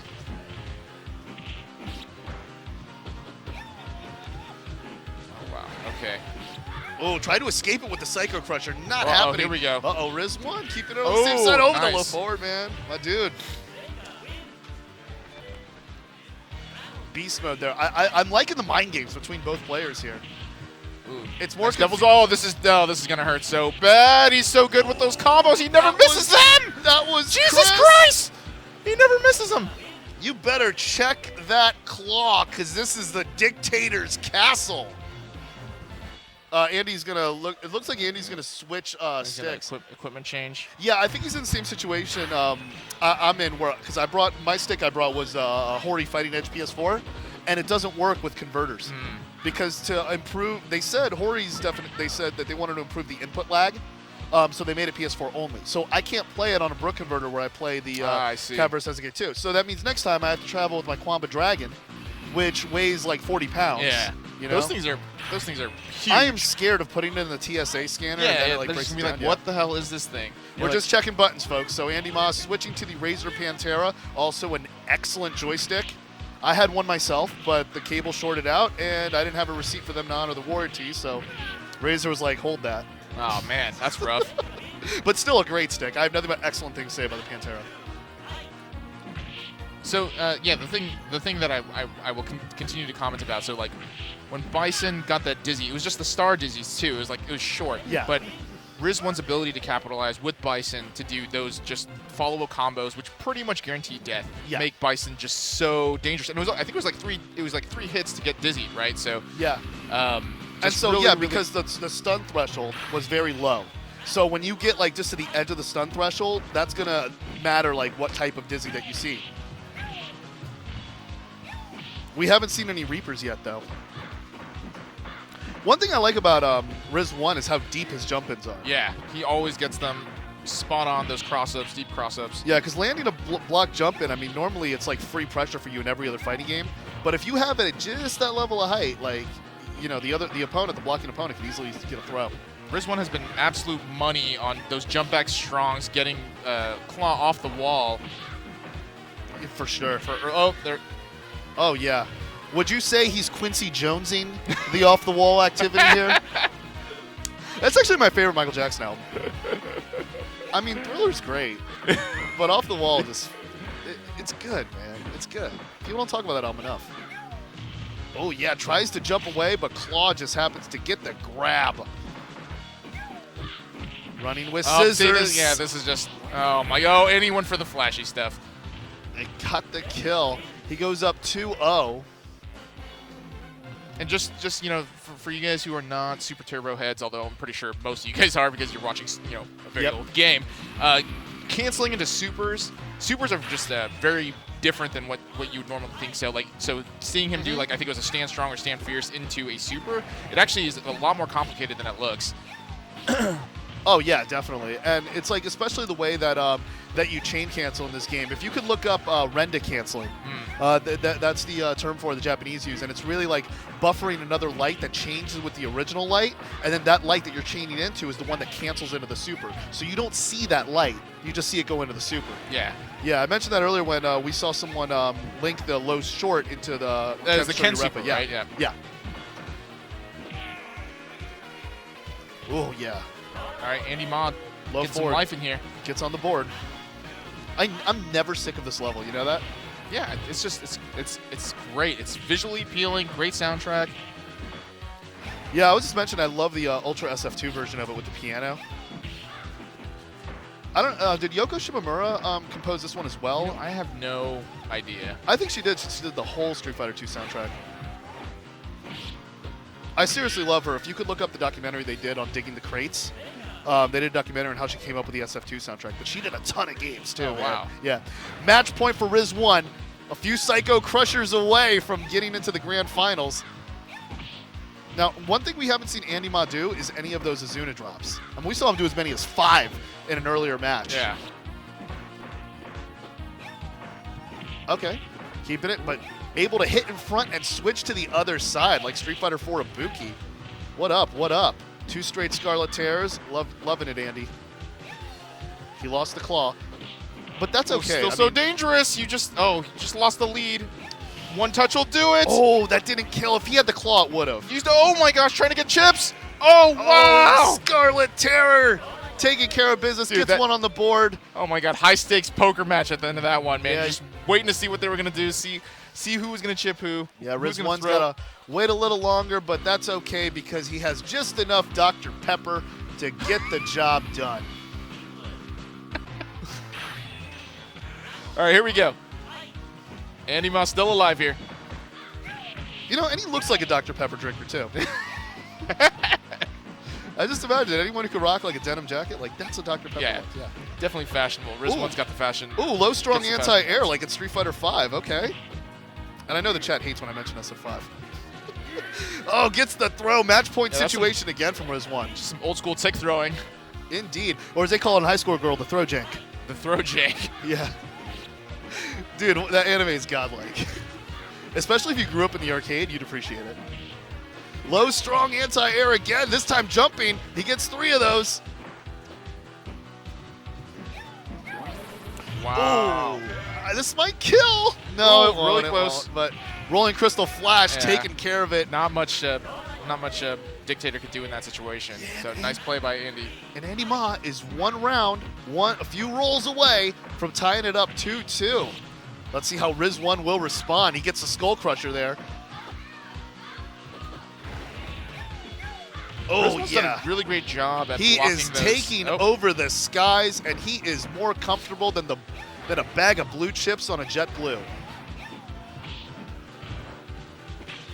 we go. This could be it. So close, so close. One more mix-up. There it is. Oh. One more mix-up. Oh! Oh! Went the right side 3 times in a row, man. Yeah, went to the opposite wall and then crosses it up again, and that's how you even up 2-2. We are not going. I mean, if we're going to do winner's final, we're going to do it right. Yeah. You know, absolutely. This one's All going right, the Riz1 distance for taking sure. a big sip out of that Dr. Pepper, and he is ready.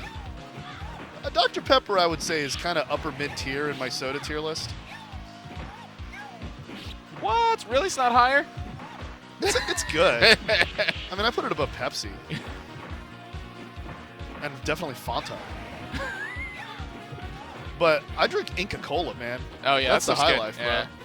We serve that in Miami. Ooh, Oh, the deep deep cross up cross and up. goes for the throw Yeah. after. Good stuff. Yeah, because in like World of Coca-Cola, they have Inca Cola as if it's not available in the U.S., but in Miami, it's all good in the hood. And that soda is fire. It's yellow. It's amazing. Drink it.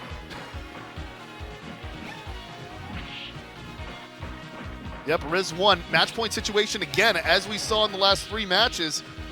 But this time, he's really in control. This time, he takes off the claw. For those This of you who is the don't know, cross-up. when Claw loses his claw, that sounded weird, he gets 50% damage. He can only do 50% of his offensive damage. He's one hit away. Oh, but that Azuna drop is definitely going to turn the tide. But one chip kill can do it. He's got to keep him in control there. Oh, the train so of the Psycho close. Crusher! Great match. Great match. Riz1 with the reach to take it to the grand finals. That was an awesome fight, man. That was That was golden. really, really great stuff. Andy almost coming back, but Riz won. Someone give this man another pepper. You know, one of the things about Bison that you may not know is when he does go up for those cross-up setups, his jump short and his jump forward actually look visually the same. So it's Yeah. really hard to like predict as the opponent which side he's going to end up on, which is what makes him so lethal. Because once he gets that cross-up and then does a ground combo, you're usually dizzy, which means you're usually dead. Yeah. And jumping short in Street Fighter 2 often, it can, some of the people's, like, it can really throw off if people are relying on normal anti-air options and buttons. And of course, Vega's, like, most reliable anti-air button revolves around a down back charge. So that's pretty inconvenient there. So we're going to be checking buttons here, and we have Vodka Kobalski, the Zangief who like, stole his way into the top 8. I mean, that was unbelievable the way he overcame and he fought back, defeating Christad and the Gaia player. defeating Chris Stat in the losers bracket. So now he's going up against Bucktooth, the California player straight out of Sacktown in the Bay Area and back down. R.I.P. Tupac. Although I think yeah. Campbell actually, it's funny. He had a stint in Dallas for a while. I think he's in Seattle now, but yeah, he definitely calls NorCal. His hometown. This is where he grew up. For so sure. That's why he likes to come to NCR. And I'm loving his Chumlee, and it reminds me of some of the Chunlees from north of the border. Like, there are some really good Chunlees from Canada. My mind's going blank. So yeah, Chunlee's game plan here. Yeah, do those low forward pokes. Try to keep the safe distance away. Yeah, he's trying to use neutral jump roundhouse, which is a good button to catch him on the way down. If Vodka Gabalski's trying to lariat or trying to green glove it. Ooh, there it is. Those little pokes. That's 5 frames, and it combos into itself. One of the most broken buttons in the game. Are we going to see a stored super? There it was! Yes, he did. He stored it pretty well. Look at Campbell. Got that damage in the piggy bank, taking care of it. Anti-air fireball. He's got a wide hurt box. Yeah, Campbell getting close and then realizing, nope, I'm going to get out of there. Watch out for the SPD. Yeah, and you got to be judicious when he uses the lariat to get around the fireball, because like Vodka Gabalski's spacing it in a certain distance where it's able to. This is a tough situation. Oh! Yeah, those rolling the Haggard gets a corner carry. Yeah, Haggard, yeah. The Haggard, man. It's the exactly. Haggard. Good call. Tries to get Terra. I think he could have got the up kicks there. Oh, but able to get that throw. Putting the fingers in the hip flexor there. That's uncomfortable. Yeah, of course, referencing Saturday Night Slam Masters, where Zangief jacked all of Haggard's moves. Walk up sweep, best option against a lariat. You just got to be careful because it's useful when the Zangief is backing up a little bit. But if he keeps committing to going forward, you got to watch your walk speed, especially if it's too fast. And Bucktooth, absolute space control here. Oh, I really like that. It looked like it comboed. It would combo. Anti-airing the fireballs against the dropkick. Very effective here. Yeah, upkick. You don't want to get involved in that mess because every Zangief in history does that jumping short into a command grab. Oh. Yeah, that was a tough situation for Vodka right there. I think he got hit with a fireball in the recovery. Yeah, of the exactly. lariat. Yeah, he backed up. Bucktooth takes the lead. This is a really strong matchup for Chumlee. Zangief just has a really hard time going around fireballs, but I mean, when he's in the party, man. What I don't know is if in his ending in Ultra Street Fighter 2, if they still have Gorbachev stepping with him. That is a good question. Yeah, I gotta research that and look that up. I don't know if it's Putin, Yeah. That's the way to escape the SPD, guys. That's the way to escape the SPD. Good up kicks. Ooh, nice bait right there. Yeah, whiff punish the low standing short.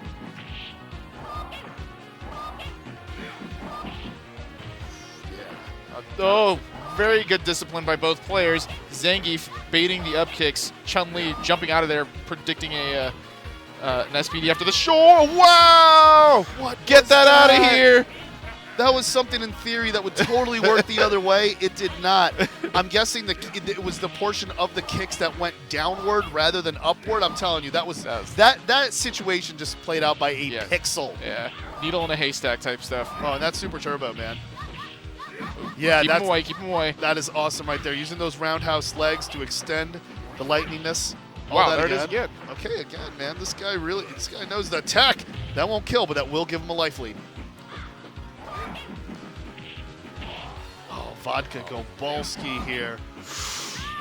Oh, toe tapping with this. He knew he just needed a trade, so he was just staying a far distance, spamming those shorts, which was really, really smart. A lot of people think, oh, I have to get close, I have to get in. No, he was just like, I'm going to hang out. If he throws out anything, I'll just trade with him. Yeah, he's been really problematic with the standing short. Again, I mean, it's just looking smooth, and you don't even taste it the way it goes down, but it still gets strong.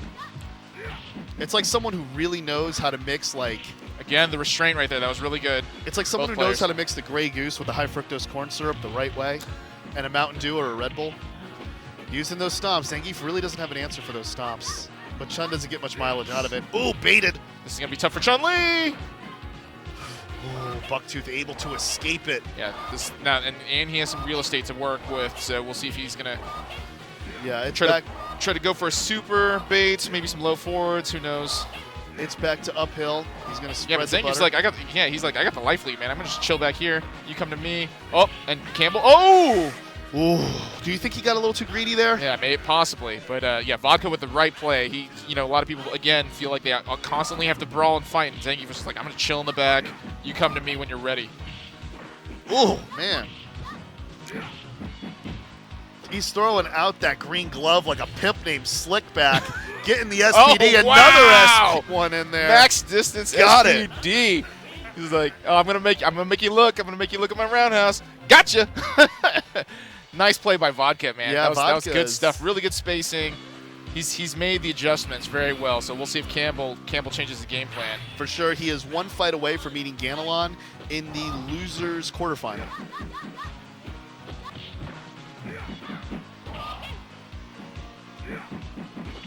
Yep, get the stomp, double stomp. Okay. Baited it, gets the headbutt. Now, I don't know if that headbutt does as much stun as it does like his jumping headbutt in SF4. I think so the jump straight up headbutt, I think in the Japanese version is guaranteed stun, but in American it's not. Or here we go. Well, we There play it the is. Japanese version. Yes, yeah. Yeah. But, and the jumping sit out power bomb puts Vodka on match point. Yeah, Vodka really working with those lariats to stop those supers, man. Did not know that was a thing. Learn something new every day in this 20-year-old game. Or 20, I'm actually, in the it's same older. boat, dude. I'm in the same boat. It's older than 20 years, right? Well, yeah, Super Turbo itself is 25 Jeez, years. man, I'm getting old. I know. The Oh, feeling. Campbell. Doing a great job, just Yeah. sticking to what works. I think Safe he's using, distance. I think he's using more of the medium fire. Yeah. Yeah. Yeah, and getting tricky with the timing. Well, run round away. Campbell can tie this up with a round and make it go 2-2 like Andy Ma did in the winners final. So don't count it out. Good use of the reversal. I think he's got a good read on Vodka's rhythm for when he's going to command Yeah. grab.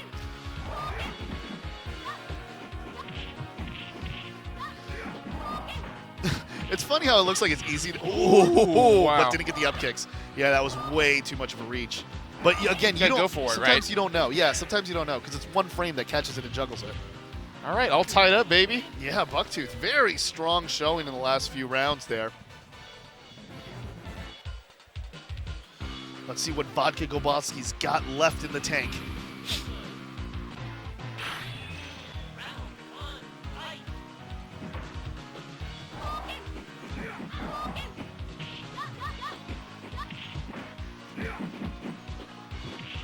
All right.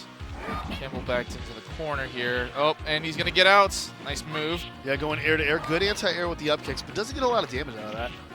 He's sitting on a super and a life lead.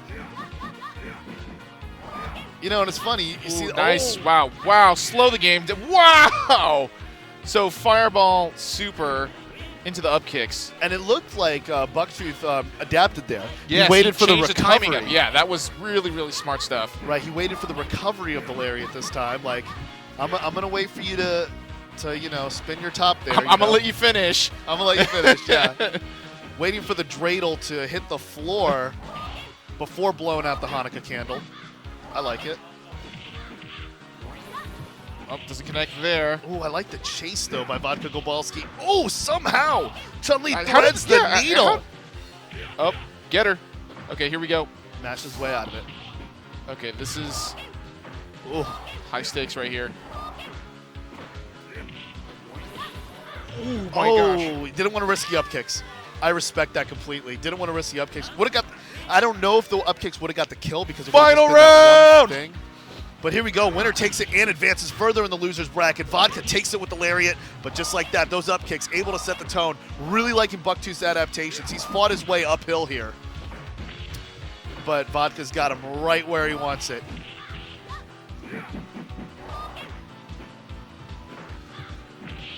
Oh, that was the whiff animation of the command grab going for the SPD.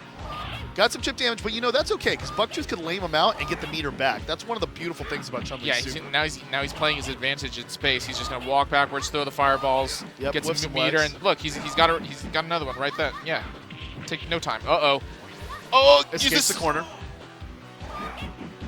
Oh my god! 15 seconds to decide the whole thing here. Vodka Gobalski's by a sliver. Oh, wow! Vodka takes it. That was lit. Good showing. Good showing, gentlemen. Yeah, I mean, really liking Campbell's adaptations there. Those were really strong, and especially where he's just able to take it to another level. He really figured out a lot of Vodka Kowalski's rhythm, but Vodka was able to transition it to a more honest style of play and just took care of it. Yeah. But man, that was edge of your seat. That was super turbo. Yeah. Yep. So now we're going to the other side of the losers bracket, folks. It's going to be Ultra Combo versus Georam. And Ultra Combo, typically a old Sagat player, I believe, right? Actually, he was using New Sagat. Oh, really? I didn't know that was a thing. Yeah, and we don't know why he's using New Sagat.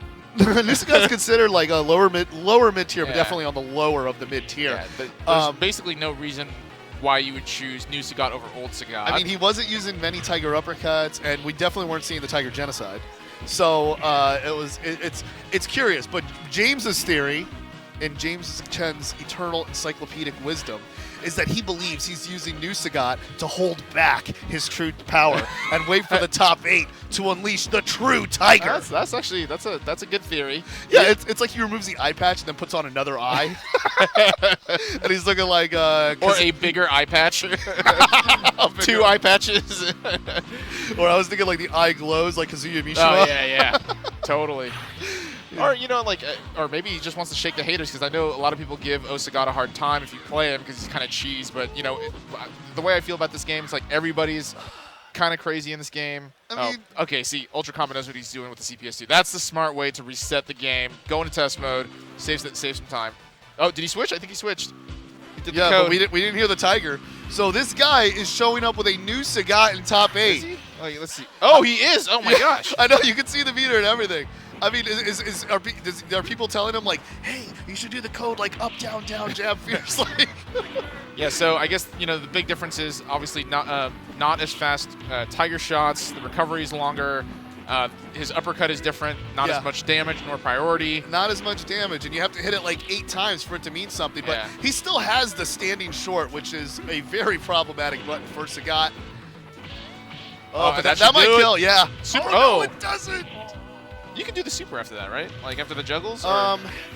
Yeah, but I don't think it hits completely. Yeah. It's just a few hits. I don't think it would have been enough to get the kill. I could be wrong, folks. But let's see. But I mean, like, it'd be really interesting to see Ultra Combo like go really far with a New Sagat. Yeah. That'll shake things up in the Super Turbo community for real. And if we are not on blast, I mean, what is? You see how little damage that was? Yeah, and he used the jab one, right? I think intentionally. It was jab or medium. Yeah, something like that. Yeah, I think it was the medium. Good anti-air, and he got the full DeMonte. Now, here's another level I really love. This level, beautifully designed, great song. I love not only the Ultra SF2 remix of this song, but also the HDR remix done by Overclocked Remix. I think was really strong as well. Yeah, Street Fighter 2 music, man, so iconic. Yeah, but I'm not like crazy about the Overclocked Remix version. Really, to be honest with you, it was only like a few songs I liked, and this was definitely one of them. Oh, gets enough for the chip kill. Is that why you're using the super? I don't know, man. He's in top 8, and I'm hearing commentary, so I can't criticize nothing. But this guy with the New Sagat. Yeah, such an interesting choice. And he's nodding at me like, yeah, I am not using old one. Stand fierce like it's CBS 2. Look at those footsies. Yeah, you got to throw some high Tiger shots out there in case he wants to take to the sky and bust out some of those satanic inverses. Do it. But too lows. Oh, going for the super combos. Hey, if you're going to use that move, you might as well know how to combo. Or anyway. the ultra combos, if you will. No pun intended. Yes, pun intended. I like it. What's it called in SF4? Like Tiger Destruction? I don't know, actually. Good throw, reacting to the whiff Tiger knee. Bison stands short to get close. So good. Kind of just like spam him out, keep him in block stun. Going to the skies. You will not Nice reverse. read. You will not reverse these demons on me. Yeah, stays in front with the jumping forward. Yeah, did he actually stuff a DP there? It looked like it. I couldn't tell, but that's like one of the reasons why I'm like, okay, New Sagat. Yeah, I think the priority's lower on his DPs, but I could be I'm not sure if he actually Let's did see it. what Georam can do. Really liked what he had in the first one, but oh man, he went with he didn't reverse the leap, the upcharge. Didn't get the reverse on there. Puts him in the corner. There's those stand shorts again. So good. Salute your stand shorts, I'll tell you. It is straight Camp Anawana damage off that block string. Head stops, switches sides. Ooh. Using the Tiger Knee to close the gap, but wasn't ready for that. Yeah, credit to Georam for knowing the exact spacing at where the Tiger Knee will whiff, that he's able to get that whiff punish with that low forward. All right, all tied up.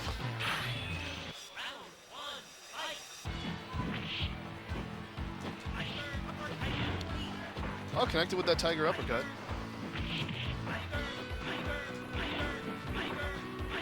He's got a full meter too already.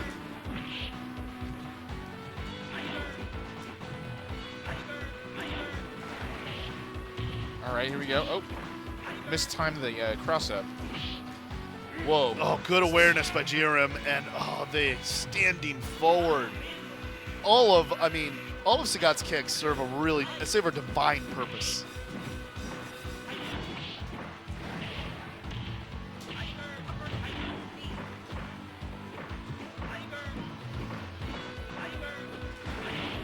Ooh, Wow. through the low Tiger shot.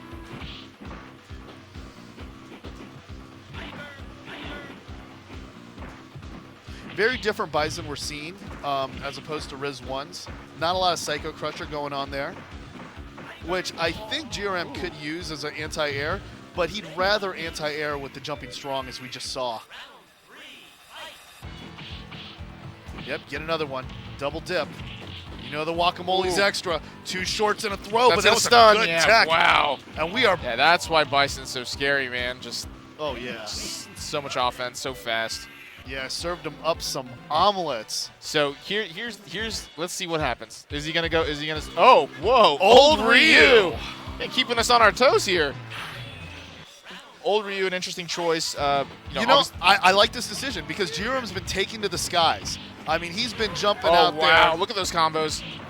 And he's just like, all right, you want to go dirty with those jump-ins on me? You want to fly Spirit? You better buy that leg room and check a few bags.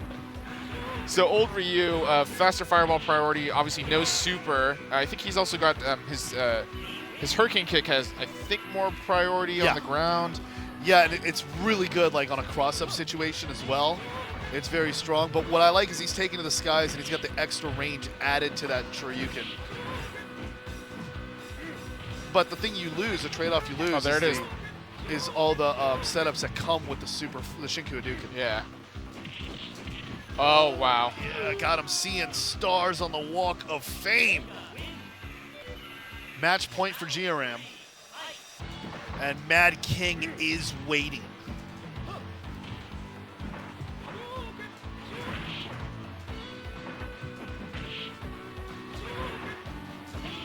Oh, nice DP. Get him out of there. Oh, nice cross up. Oh, that was looking like one of those World Warrior combos. Light DP whiffs. Doesn't get much of a punish, though. Oh, yeah, that Tatsu. Oh, wow. Didn't guess correctly on the trajectory, and we are going to a final fight, guys. Congrats to Ultra Combo and Georam giving the stream the match. They're giving us the match the stream deserves, man. Yeah, it looks like the we'll see if the lineup change pays off fully for Ultra Combo. It seems to be working right now. Or we'll see if GRM makes some adjustments. Yep, Old Ryu, new Sagat. It's crazy the things people are coming up with in Street Fighter 2.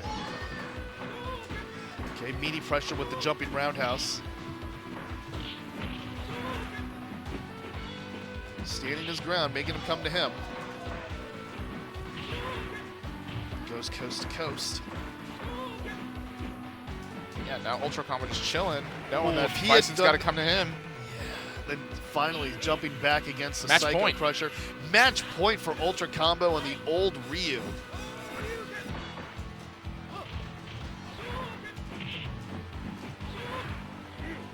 Good throw.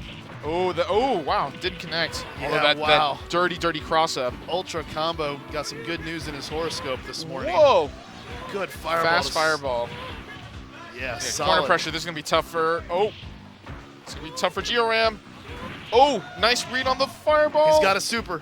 Will he use Oh! it? Oh! The Great Shoryuken match. is deep in climatic fashion. Ultra Combo advances, and he will stay on the stage as Mad King sprints on in a mad dash to see if he can unseat this and take this over 2.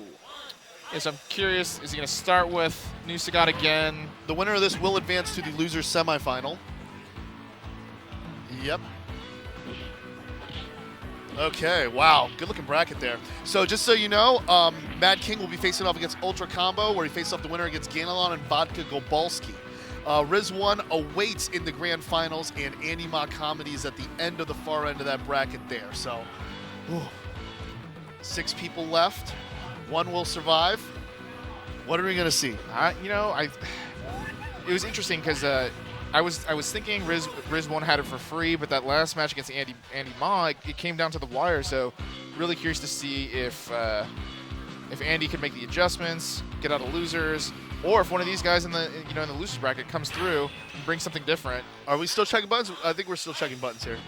Yeah, we still are. I don't know if Ultra Combo is going to stick with old Ryu, or is he going to bust out old Sagat? Like, Or is he going to go hey, do if he doesn't Sagat like again? old Sagat, it's cool, man. I'm not, I don't want to tell people how to play Street Fighter. Yeah. That's not my job. My job is It's the internet's job, right? That's the internet's job. The That's- internet tells me how to do everything. Yeah, that's right. How to play Street Fighter. You guys need to tweet it to Ultra Combo, not Team Chris, okay? Okay, still going with the new Sagat here. Yeah, we're going up with it. So it's New Sagat versus Boxer. Yeah, typically, so with old Sagat, this is a very specialized matchup where once Boxer gets, and I think it's the same thing here. Once Boxer gets super, Sagat's Tiger game is like completely changed. Yeah. It becomes super high risk situation. It's one of the best supers at getting through projectiles. And not just in terms of getting into projectiles, but getting through projectiles and actually translating to damage. We're having you might be seeing some technical gaffes. Okay, we're in there. Ultra Combo taking the first round, as you guessed, with the new Sagat. Good links to those Tiger knees, and yes, you have to do the Tiger knee motion to do that. Oh wow. Using the Tiger knees for cross-ups. Because newer Street Fighter players will always tell me, like, why do they call it Tiger knee motion if it doesn't translate to a Tiger knee? Oh, whiffs on that uppercut. Doesn't get the kill with the low Tiger shot, but again, aims for the knees. Sweep the leg, Cobra Kai style with the low Tiger shots. New Sagat going up 1-0. I'm loving the color selection, by the way, of Mad King there. Yeah. I love dark gray on yeah. Boxer. Okay, low sweep. Low dash. Oh, Wow. I love those. The meaty low forward. Yeah, 2 low forwards into a knee. And again, oh my, look at that Tiger knee motion. Oh, he went for the throw there, but mistimed it, and so Ultra Combo just poked him and said, hey, get out of here. 1 round away from going up 2-0. Let's see what adaptations Mad King is going to do here. Yeah, good headbutt there against the jump back.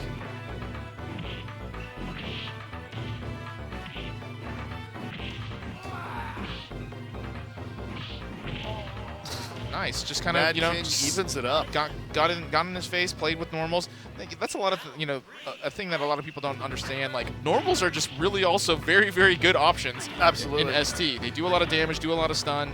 And the Boxer's low strong has amazing priority. Oh, too. yeah, big time. But its weakness is that it's easy. It's one of the easier buttons to whiff punish per se. But I mean, it could stuff Honda's headbutt. And he's gonna chip it out. Ultra Combo shown me some new tech, some new Sagat tech I didn't even know about. I mean, Good no stuff. one expects to play against a Sagat with a meter, man. Yeah. It's just like, what? Everybody's learning something new. All right, we're gonna see if Mad King makes an adjustment. Doesn't look like it. 6 with Gunmetal Gray. I like that Gunmetal Gray, yeah. Stand strong, Ultra Combo, 1 fight away from making it 3-0. Let's see how Mad King adapts. It's interesting to see how Ultra Combo's playing this match. Typically, Sagat always wants to sort of stay away, throw Tiger shots, but no, like Ultra Combo, I guess with new Sagat, it's just like, no, let's brawl, let's get close. let's fight it out. Yeah, good. I like the aggression there. But I did like how Ultra Combo responded to that throw situation where he walked underneath and he blocked and did a Tiger uppercut. Ooh, nice Again, read right brilliant. there. Yeah. Hard read. Very, very hard read.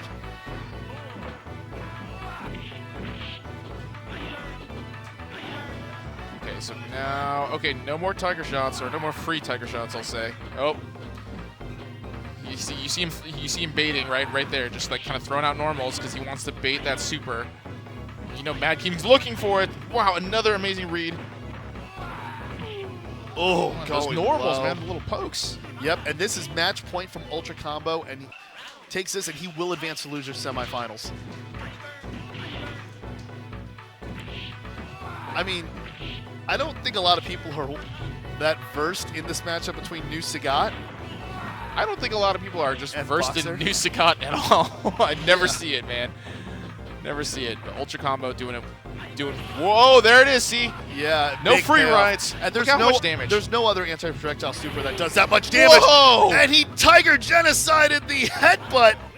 And that's Wow, one of the best okay. uppercuts aside from the old Shotos. And he Tiger genocided right through that thing. He did that several times. He was just like point blank upon other, the other characters' wake up. He would just do it. And I guess he knows. Maybe it looks like it has a lot of invulnerability. Does a lot of chip. So yeah, why not? Just go for it. Jeez. So that was a. I am taking notes on this new Sagat tech. We are definitely taking notice because, I mean, seeing New Sagat in what looks to be the top 4, what could possibly be the top 4 of this tournament, that's newsworthy stuff. So we got Vodka back on stage against Ganalong. Oh man, Vodka has been able to escape so many situations.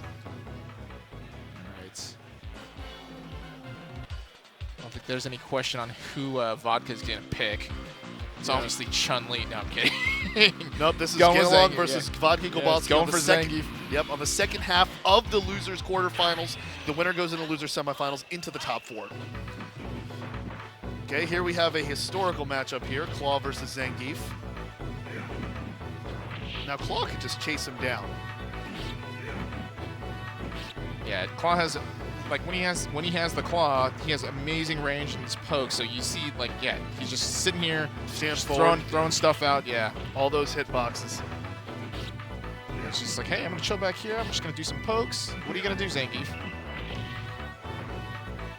But here's where the situation can get problematic because, as James mentioned earlier in the earlier match where we saw Claw, there are certain matches where Claw really can slide as if it's a dive kick because on block, there's not many options that are quick enough to punish that slide. Totally. Yeah, Ganalon has some great spacing control here, just absolutely zoning out Vodka Kowalski. And that's what I love about this. You know, a lot of people think like Vega's so like a one-dimensional character just using wall dive. It's like, no, like you can see how well he's taking control of this match just by using his normals. Yeah, he can play the way he wants to play.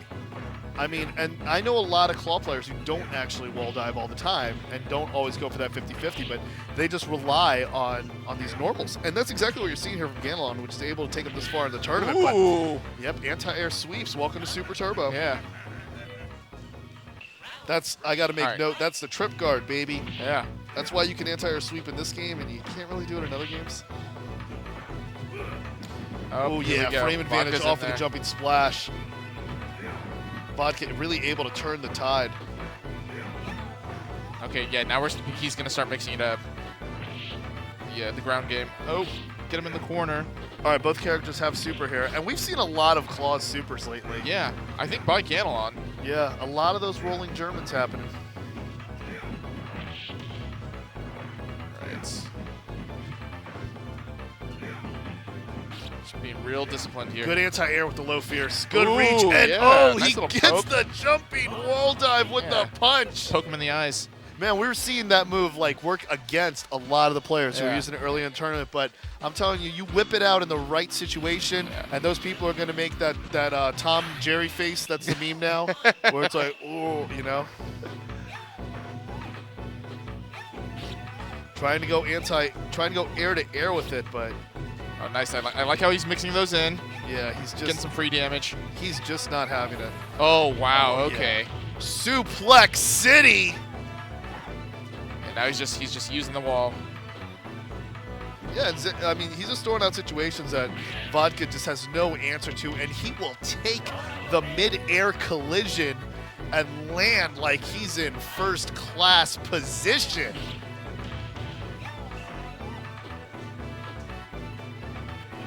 All right, Zangief trying to get in. This is a tough situation. Now that Ganelon's using the wall. Yep, forcing him to respect the wall dive, and again, he's putting him in a situation where he has to guess. Would the kick lariat work against that, or is it a hit or miss? There's nothing that will work against a wall dive. Like there's no like flowchart like option that's like this is how to stop the wall dive. Like in SF5 and SF4 especially, like SF4 you could do if you have like a crouching fierce anti-air, you can get that free. In SF5, just take to this jump immediately with a jumping light, and Vega will lose the wall dive. But in this game, you really have to respect what the Vega is trying to do. You just have to guess, man. And Vodka's running out of some of those guesses here. He's got to reach in, see if he can get a wild draw 4.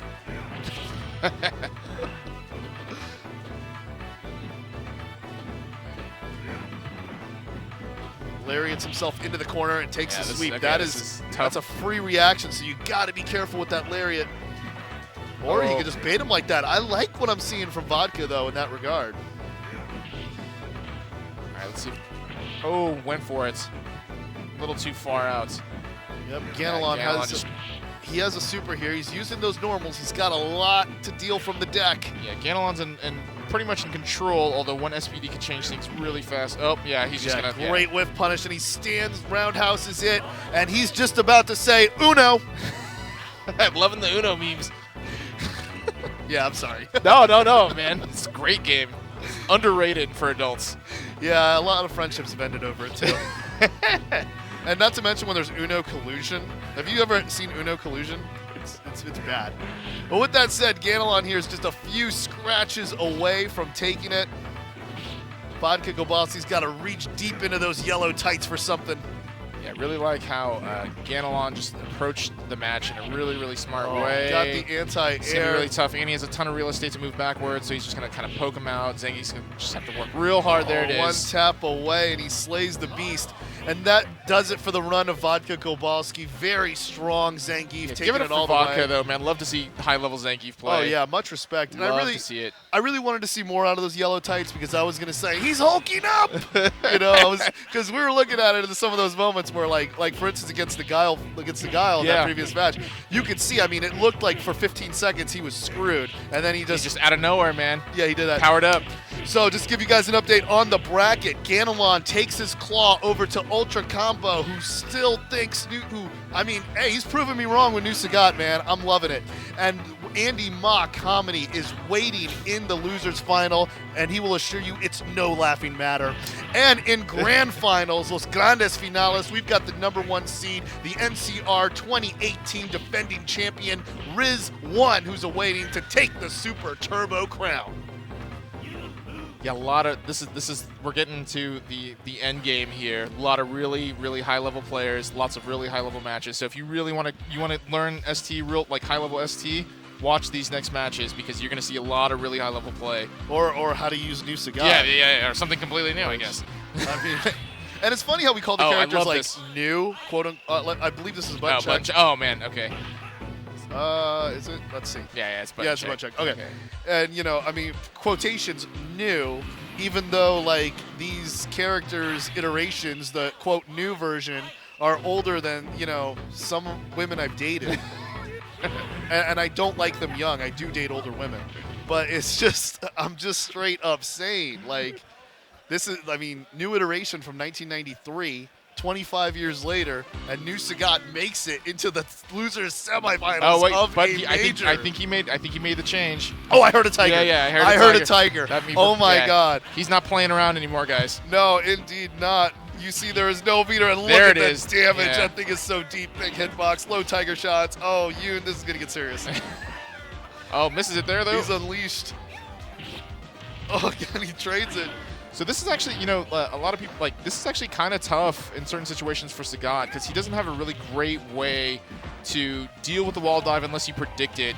Yeah. Like, you got to jump back. I think DP is, you know, sometimes questionable against using Sagat against the wall dive. So we'll see if Ganelon plays that advantage. But, you know, Ultra Combo doing a good job sort of, well, actually, he's not really having to fight it. There it is. Oh, Absolutely. missed it. Ganelon's got great reach, wow. but I mean, wacky ST stuff right there. Yeah, when you've got an extended hitbox on an uppercut, you're going to cause problems to Claw.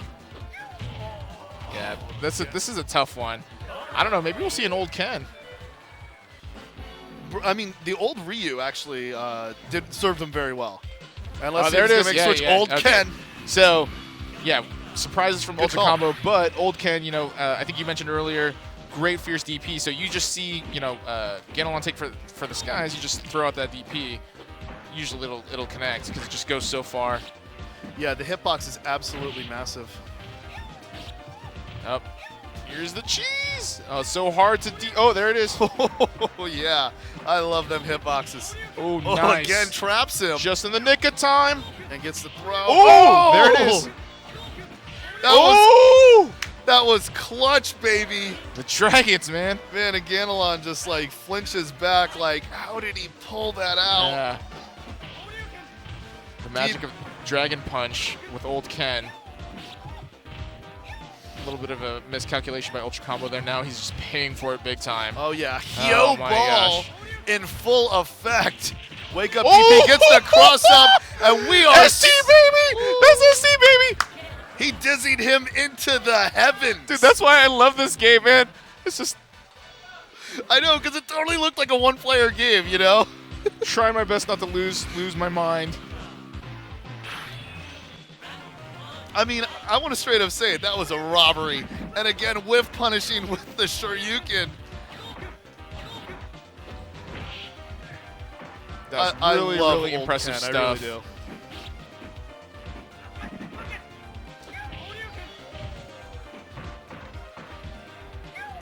Okay, walk up throw. Gotta respect that. Ooh, delays the jump. So Ultra Combo can't get the DP. And again, Ganelon back in business. Looks like he dusted off a World Warrior cartridge, blew in the slot, fit it into the Super Nintendo, or my preference, actually, the Sega Genesis with the 6 button. I think it's better than the Super Nintendo version. What? You can hate me. Okay, picks up the claw. Claw extends his reach, and without the claw, he does 50% less damage. Oh! Magic DP. It doesn't matter what side you're on. Oh, wow. Wow. Walk under and then go for the fierce. Yeah, he just, like, it's like he forced Vega to change the direction of his wall dive. Yeah. Completely changing the course of the conversation, but Ganelon, All right. again, getting it done. Who's he going to pick? Well, Ultra Combo. Not feeling, I don't know if, yep, he wasn't feeling great. He did pull out one game, but he wasn't feeling great that last match, so going back, but I don't know about this. Going back to A the little bit old Sagat. Oh, and using him like an old Ken. Wow, see, 2 DPs, Half-Life. Doing the damage, baby. Sagat for you. And those low Tiger shots are so quick, plus the recovery he gets on it.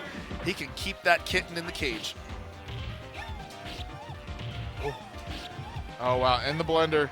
Hyo ball nice is ball. happening. Oh, Baby! man, you could feel that one. Oh, my Oh, gosh. Ganelon wanted that Yeah, so from bad. across the You could room, man, I was like, bam! You could see him tilt back. Yeah, I just winced. It's like, oh. Ultra Combo showing some really, really clutch DP moments. Yep, 1 round away from evening this up. But the Hyo is happening. Oh, see, that's why it's tough for Sagat. Yeah, but still, he's Big- always a Tiger uppercut away. Uh, Oh, Suplex City, Sagat! Yeah, that's why it's tough because Sagat, his DP is slower, so if you miss it, Vega usually can punish. Yeah, but I like that jump back roundhouse. Keeps him honest. Low profiles. Ultra combos on the ropes here. Ganelon going in and going in hard. Doing that max distance slide, so he's safe on it. can't be punished. Ooh, one tap. A few scratches away. That was a good string there with the low short to the low tiger shot. Ultra combo on the ropes, but we've seen him pull it out. We have. Yeah. This is. But one tap away. Oh, great. Great game. The rolling crystal flash slays the old tiger. Yeah, like Vega or Claw, he's, you're going to face him in a tournament, and so you need to figure out a solution against him. And we saw, obviously Ultra Combo, he had a few ideas. He wanted to try, old Ken. He went back to old Sagat. People, you're going to run into a Vega, so you have to have a good strategy. What would be your strategy? I guess you stick to Chun always. But you just, this round could go either way. I mean, a lot of times I felt that in a lot of those rounds, Ultra Combo was, as we saw, a DP away, a Dragon Punch motion away from really taking care of business. And I got to say, man, making it this far, finishing 4th, he certainly earned his stripes here at CR 2019. Showed us some new stuff with that new Sagats. Yep. All right, so we're in losers semifinals. No, this should be losers finals. Yeah, yeah. this is Ganelon losers and Andy final. Ma comedy. I'd love to know what the comedy's about. Yeah, that's forever a mystery. I mean, I don't want to say he's a funny-looking guy because I'm a funny-looking guy, and I'm not that funny of a person. He seems pretty mild-mannered, but maybe get a few drinks in him. Comedy comes out. All right, here we go. Maybe. Losers finals. But this is no laughing matter when we got 2 claws on the screen. Here we go. Expect the crowd to get involved. So, yep, Ganelon bets a Hyo, and Andy Ma trying to call his bet with a Hya, but Ganelon is able to get some of the motions there. Did they just do the same claw dive at the same time? Yeah. Okay, gets the cross up this time. Oh, tries to triple kick it through. Claw getting a little bit of his own medicine here. Yep, getting the jump back. Ganelon keeping him out. That was curious. Yeah, there's no escape. Neutral jump, strong, taken care. Gotta love those jumping normals that hit on the way up. Yeah. That was a quick 1-0 from Ganelon. Let's see if Andy Ma's gonna switch it up. Well, he'll switch the colors. That's the other thing, like, you can decide which Vega it is by his tattoo. I wish I could change tattoo colors like that.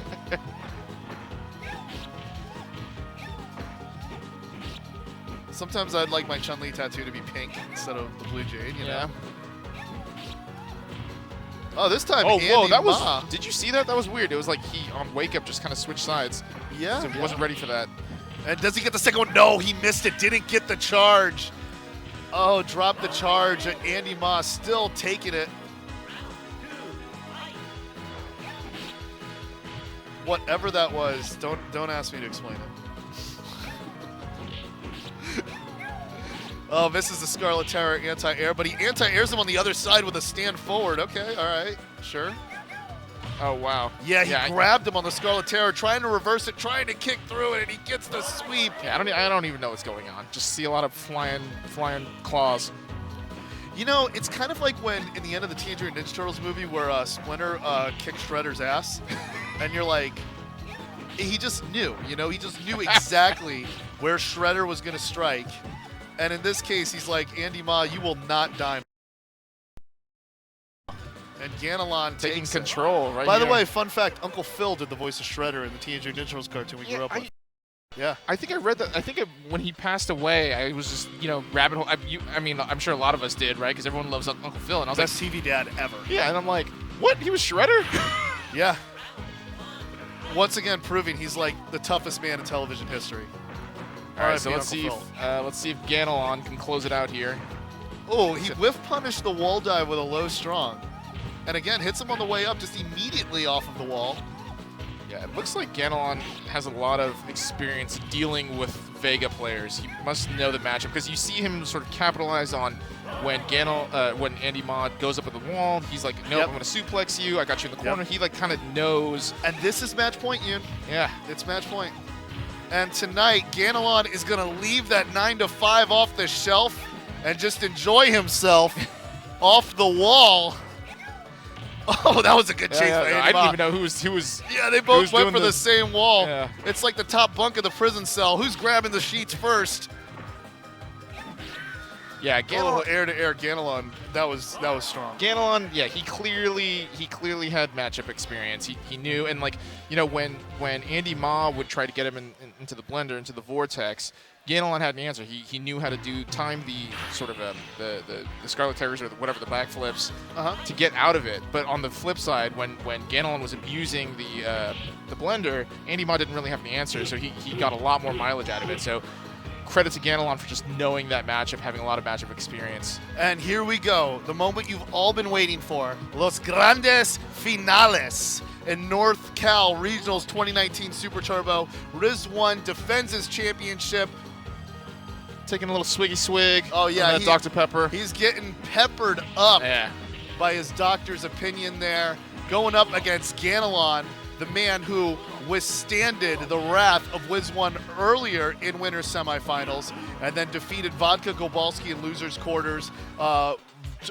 Shut down the multiple Tiger options of Ultra Combo. I'm talking multiple Tigers. Yeah. I mean, in a way that put Siegfried and Roy to shame. And now he's in the grand finals here after defeating Andy Ma Comedy. Ganelon doing great. By the way, you guys all know Ganelon's got to win 2 sets to win. He's coming from losers. Oh yeah, he's got to keep that dictator grounded. But Riz1, I mean, he's just going to keep on psycho crushing. By the way, did you see Captain Marvel? I have not actually. I'm sleeping under a rock. They referenced Street Fighter 2. Just so you know. Yeah. I've been under a rock. I need to get on that I'm endgame just thing saying. though. I'm just saying. I think she does a Psycho Crusher at one point. It's debatable. Ooh! But if you watch it, let me know. And Ganelon gets on the board. Yeah, Riz1 was going for the chip right there, but you know Ganelon was just like, nope, I'm gonna just suplex you once, take the match. All right, here we go. So Riz1, okay, he's gonna apply a lot of pressure, just so. Oh, here we go. Oh, no vortex. I love cross-up jumping normals that keep the enemy in the corner. It's good stuff. And he's using the Psycho Crusher not to like try to hit him from full screen like, you know, we're 10-year-olds playing Champion Edition, but he's using it to escape from the wall pressure. That's what I like. And his other option is jumping back with the strong. And he's, you know, I love that, standing over the claw. I mean, Ganelon was able to sheath it back again. Oh, man. Ooh. That gets Okay, the this throw. time, yeah, he's like, you're not gonna throw me. I'm gonna throw you this time. Yeah, one of the things I love doing is standing over the claw when you knock it off, because like you really make the Vega have to come to you. Yeah. Also, when he loses his mask, he takes more damage.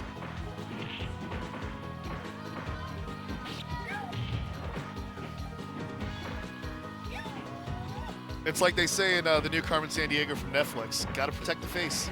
Good show, by the way. Yes, and I watched the original. Shout outs to the Rockefeller. Oh, jumping back roundhouse, my dude. Knocks off the claw, so that's going to nerf the damage. He's Oh, yeah. yeah, he wants to get the claw back, but Riz1's like, no, I am not moving the nope, screen, yeah, baby. you're not You are getting it. staying on this side. You're coming to me. That's right. You're gonna fight me without it. That's right. Grab a sombrero Oh, wow. and get thrown. So, you know, it looked like a pretty simple, like, oh, I'm not going to let him get the claw. Actually, it was really, really smart, given the situation, because basically forcing the engagement, Ganelon to come forward. Once he knew Ganelon came forward enough, then he's like, okay, I'm going to chase him down because he's going to be clawless. Really, really smart stuff. Really played that advantage. Way to use the environmentals. Yeah, I mean, that was... It's baller. That is grand final stuff there. Yep, he just stood there with the sombreros. Nope, not having it. I got a life lead. You're going to have to work a little bit harder than that. I'm going to need a little bit more of some extra frequent flyer miles to challenge it. I like how Riz1 is just avoiding this conversation altogether. Oh, wow. Suplex City won't kill. And we'll almost give him a life lead after that rolling crystal flash. Oh, baits the super. Wow, so many good No, reads he from escaped, Ganelon. escaping the corner. I think that was more of an escape. Scores the throw. Oh, right. And Riz1, again, really liking the poncho and sombrero stand.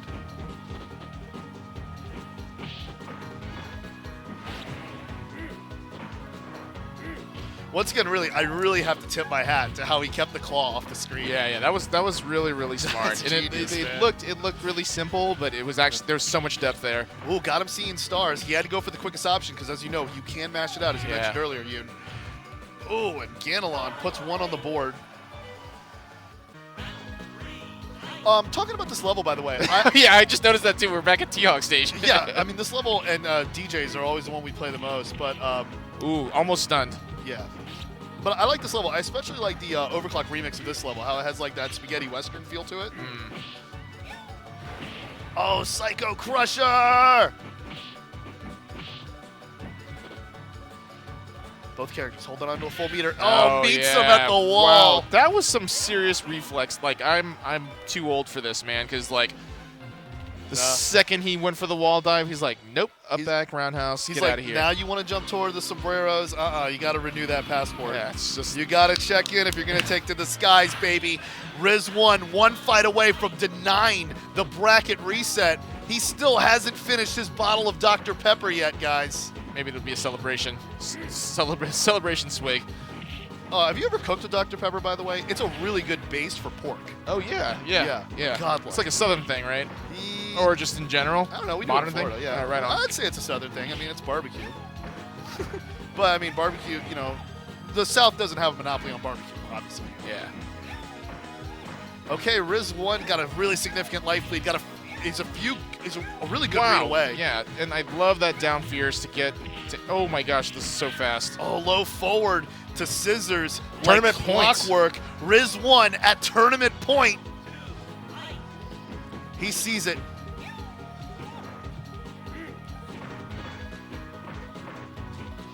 That corner pressure. Yeah, this is gonna be tough for Ganelon. Oh man. Oh my gosh, the Take Norcal. care of Oh it. my gosh. Oh, but oh my gosh. And it does enough just Dude. to take the tournament. Moves forward just in the nick of time. Well, it's just incredible. Like, Rizwan clearly has so much experience playing this game, understanding what the maximum damage potential is for any given situation, right? He's full screen, Yep. star dizzy. He's like, oh, I'm going to slide, charge super. Right when I get there, I'm going to super. Amazing stuff. And Rizwan getting applause from the home crowd. Much respect. Winning NCR 2019 Super Turbo. Just an absolute awesome tournament. Let's recap. Let's tell the story here in first place. It's Rizwan looking absolutely unstoppable. Was really able to get it behind the mask and into the head of many other Vega players. Winning Ganelon, no reset in the winners final.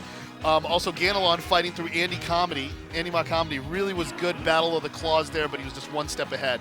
Ultra combo, man. I mean, The new shout out- Sagat stuff, man. Sagat, Yeah, I'm gonna go. dude. Hey, I'm gonna fire up the old arcade cab, try some new Sagat stuff, and then I'll probably be like, I'll switch back And to you know old what? Sagat. You know you can play new Sagat in Ultra Street Fighter too. by Oh the yeah, way. you're Hey, I'm loving the it. USF2 Yeah. apologist, Yeah. man. I carry my Switch everywhere, baby. And then also, Ultra Combo was strong, though. I mean, he got through Mad King, which was like a really impressive match, as well as Jm, who played a very solid game as well. On the other side of the losers bracket, I really liked what I saw from Vodka Gobalski, hulking it out with the yellow tights Zangief. Yellow tights, yellow boots. I mean, he was really looking like in control of the ring. And also, I mean, Vodka, credit to him getting past Bucktooth. But that just about rounds out the top 8 as well as Georam and Ultra Combo. So, Yeah, you know, like the one thing about Riz1, the interesting thing is that like I think he had Andy Ma Comedy. I think was the one that gave him the most trouble. I think it went to the final game. It did. And so it's fortunate for Riz1 that Ganelon took care of him pretty easily, and then he took care of Ganelon. So interesting how all this stuff could have played out slightly differently had some of the matches been different. But For sure. But I think there's no question that Riz1 was the best one this year. Oh, He was the best unstoppable. one, last year, like no question. So we'll see next year. We'll see if he with comes that back. said, we're going to sign off. It was great working with you, James Yoon. Oh, yeah, let's show some ads first, and let's thank the sponsors who made this great tournament possible. Marvelous Customs that you just saw on stage. We got the Average Joe with that beautiful blue, the CEO, arcade sticks made to order. We're serving them straight up here at NCR. Yeah, actually, yeah, I'm a huge stickhead. I love Marvelous Customs. They do great work. Arcade Shock. Arcade Shock, the Brooks converter, love it. And this time, Mega Drive and Genesis. So if you want to play me in Street Fighter 2 Championship Edition, or you think you could beat my score in Streets of Rage 1, bring it on that thing. Bring the stick. You know how we roll. And then, of course, Arcade Shock and Split Frame, proud sponsors of NorCal Regionals 2019. Type in that coupon code, NCR 2019. Between now and April 1st, no April Fools, 15% off stored-wide. Save on FGC parts and gear. Windjammers, we're doing a Windjammers. We're part of the Flying Power League tournament this year. Also, keep your eyes peeled for Windjammers 2 coming up soon, yeah, baby. It's coming soon. I need to pick that game up, give it a shot. Oh, I love Shout Gary out to Scott. Dotemu. I'm a big Gary Scott guy. The guy's got a strong arm. And, of course, Victrix, this stick that's changing the game, the Pro FS. It's good, man, from what I'm hearing, worth every penny. And if you get it at a major, in most cases, you can get some really cool-looking laser engraving on it. Yeah, it's an amazing. It's the Rolls Royce, the Ferrari, it's the Lamborghini of sticks. And once you get your hands on it, you're like, wow, this is an incredible. Not only just stick, it's an incredible designed piece of machinery. Really great stuff. It doesn't matter what game you're playing. You're going to be feeling like you're driving a Rolls Royce in Gran Turismo with a bottle of champagne on PSVR. It's actually really fun to do that. But yeah, the Victrix Pro is a sick stick. Highly recommended. And is that it? Is that all, folks? Well, thank you very much for joining us, allowing me to sit here with you. I appreciate it. You were awesome, man. It was a great pleasure. tournament. This is definitely well worth the cross-country trip for me. Shout-outs to me on Twitter. If you got any comments, concerns, criticism, you can catch me next week. I'm doing an event sponsored by the city of Miramar, the city government as well. Special thanks to James Chen also, man. Oh, yeah, shout-outs to James. Yeah, for holding it down in the pools with me. I mean, it was definitely something off the bucket list doing commentary with James. And also, Vicious also jumped in as well awesome. for me. Yeah, did an excellent job. So thank you, Stream, for doing stuff, for shouting out, support the scene. Hope to see you at some tournaments. If you see me around, say hey, cool, whatever. Yoon, man, you're the man. Yeah, it was a pleasure. And I hope to see more new Sagat. Yeah, of course, man. Yeah. Maybe I'll be rocking it next year. Indeed, man. So stick around for more Team Chris adventures and enjoy the rest of the tournament, y'all. Peace.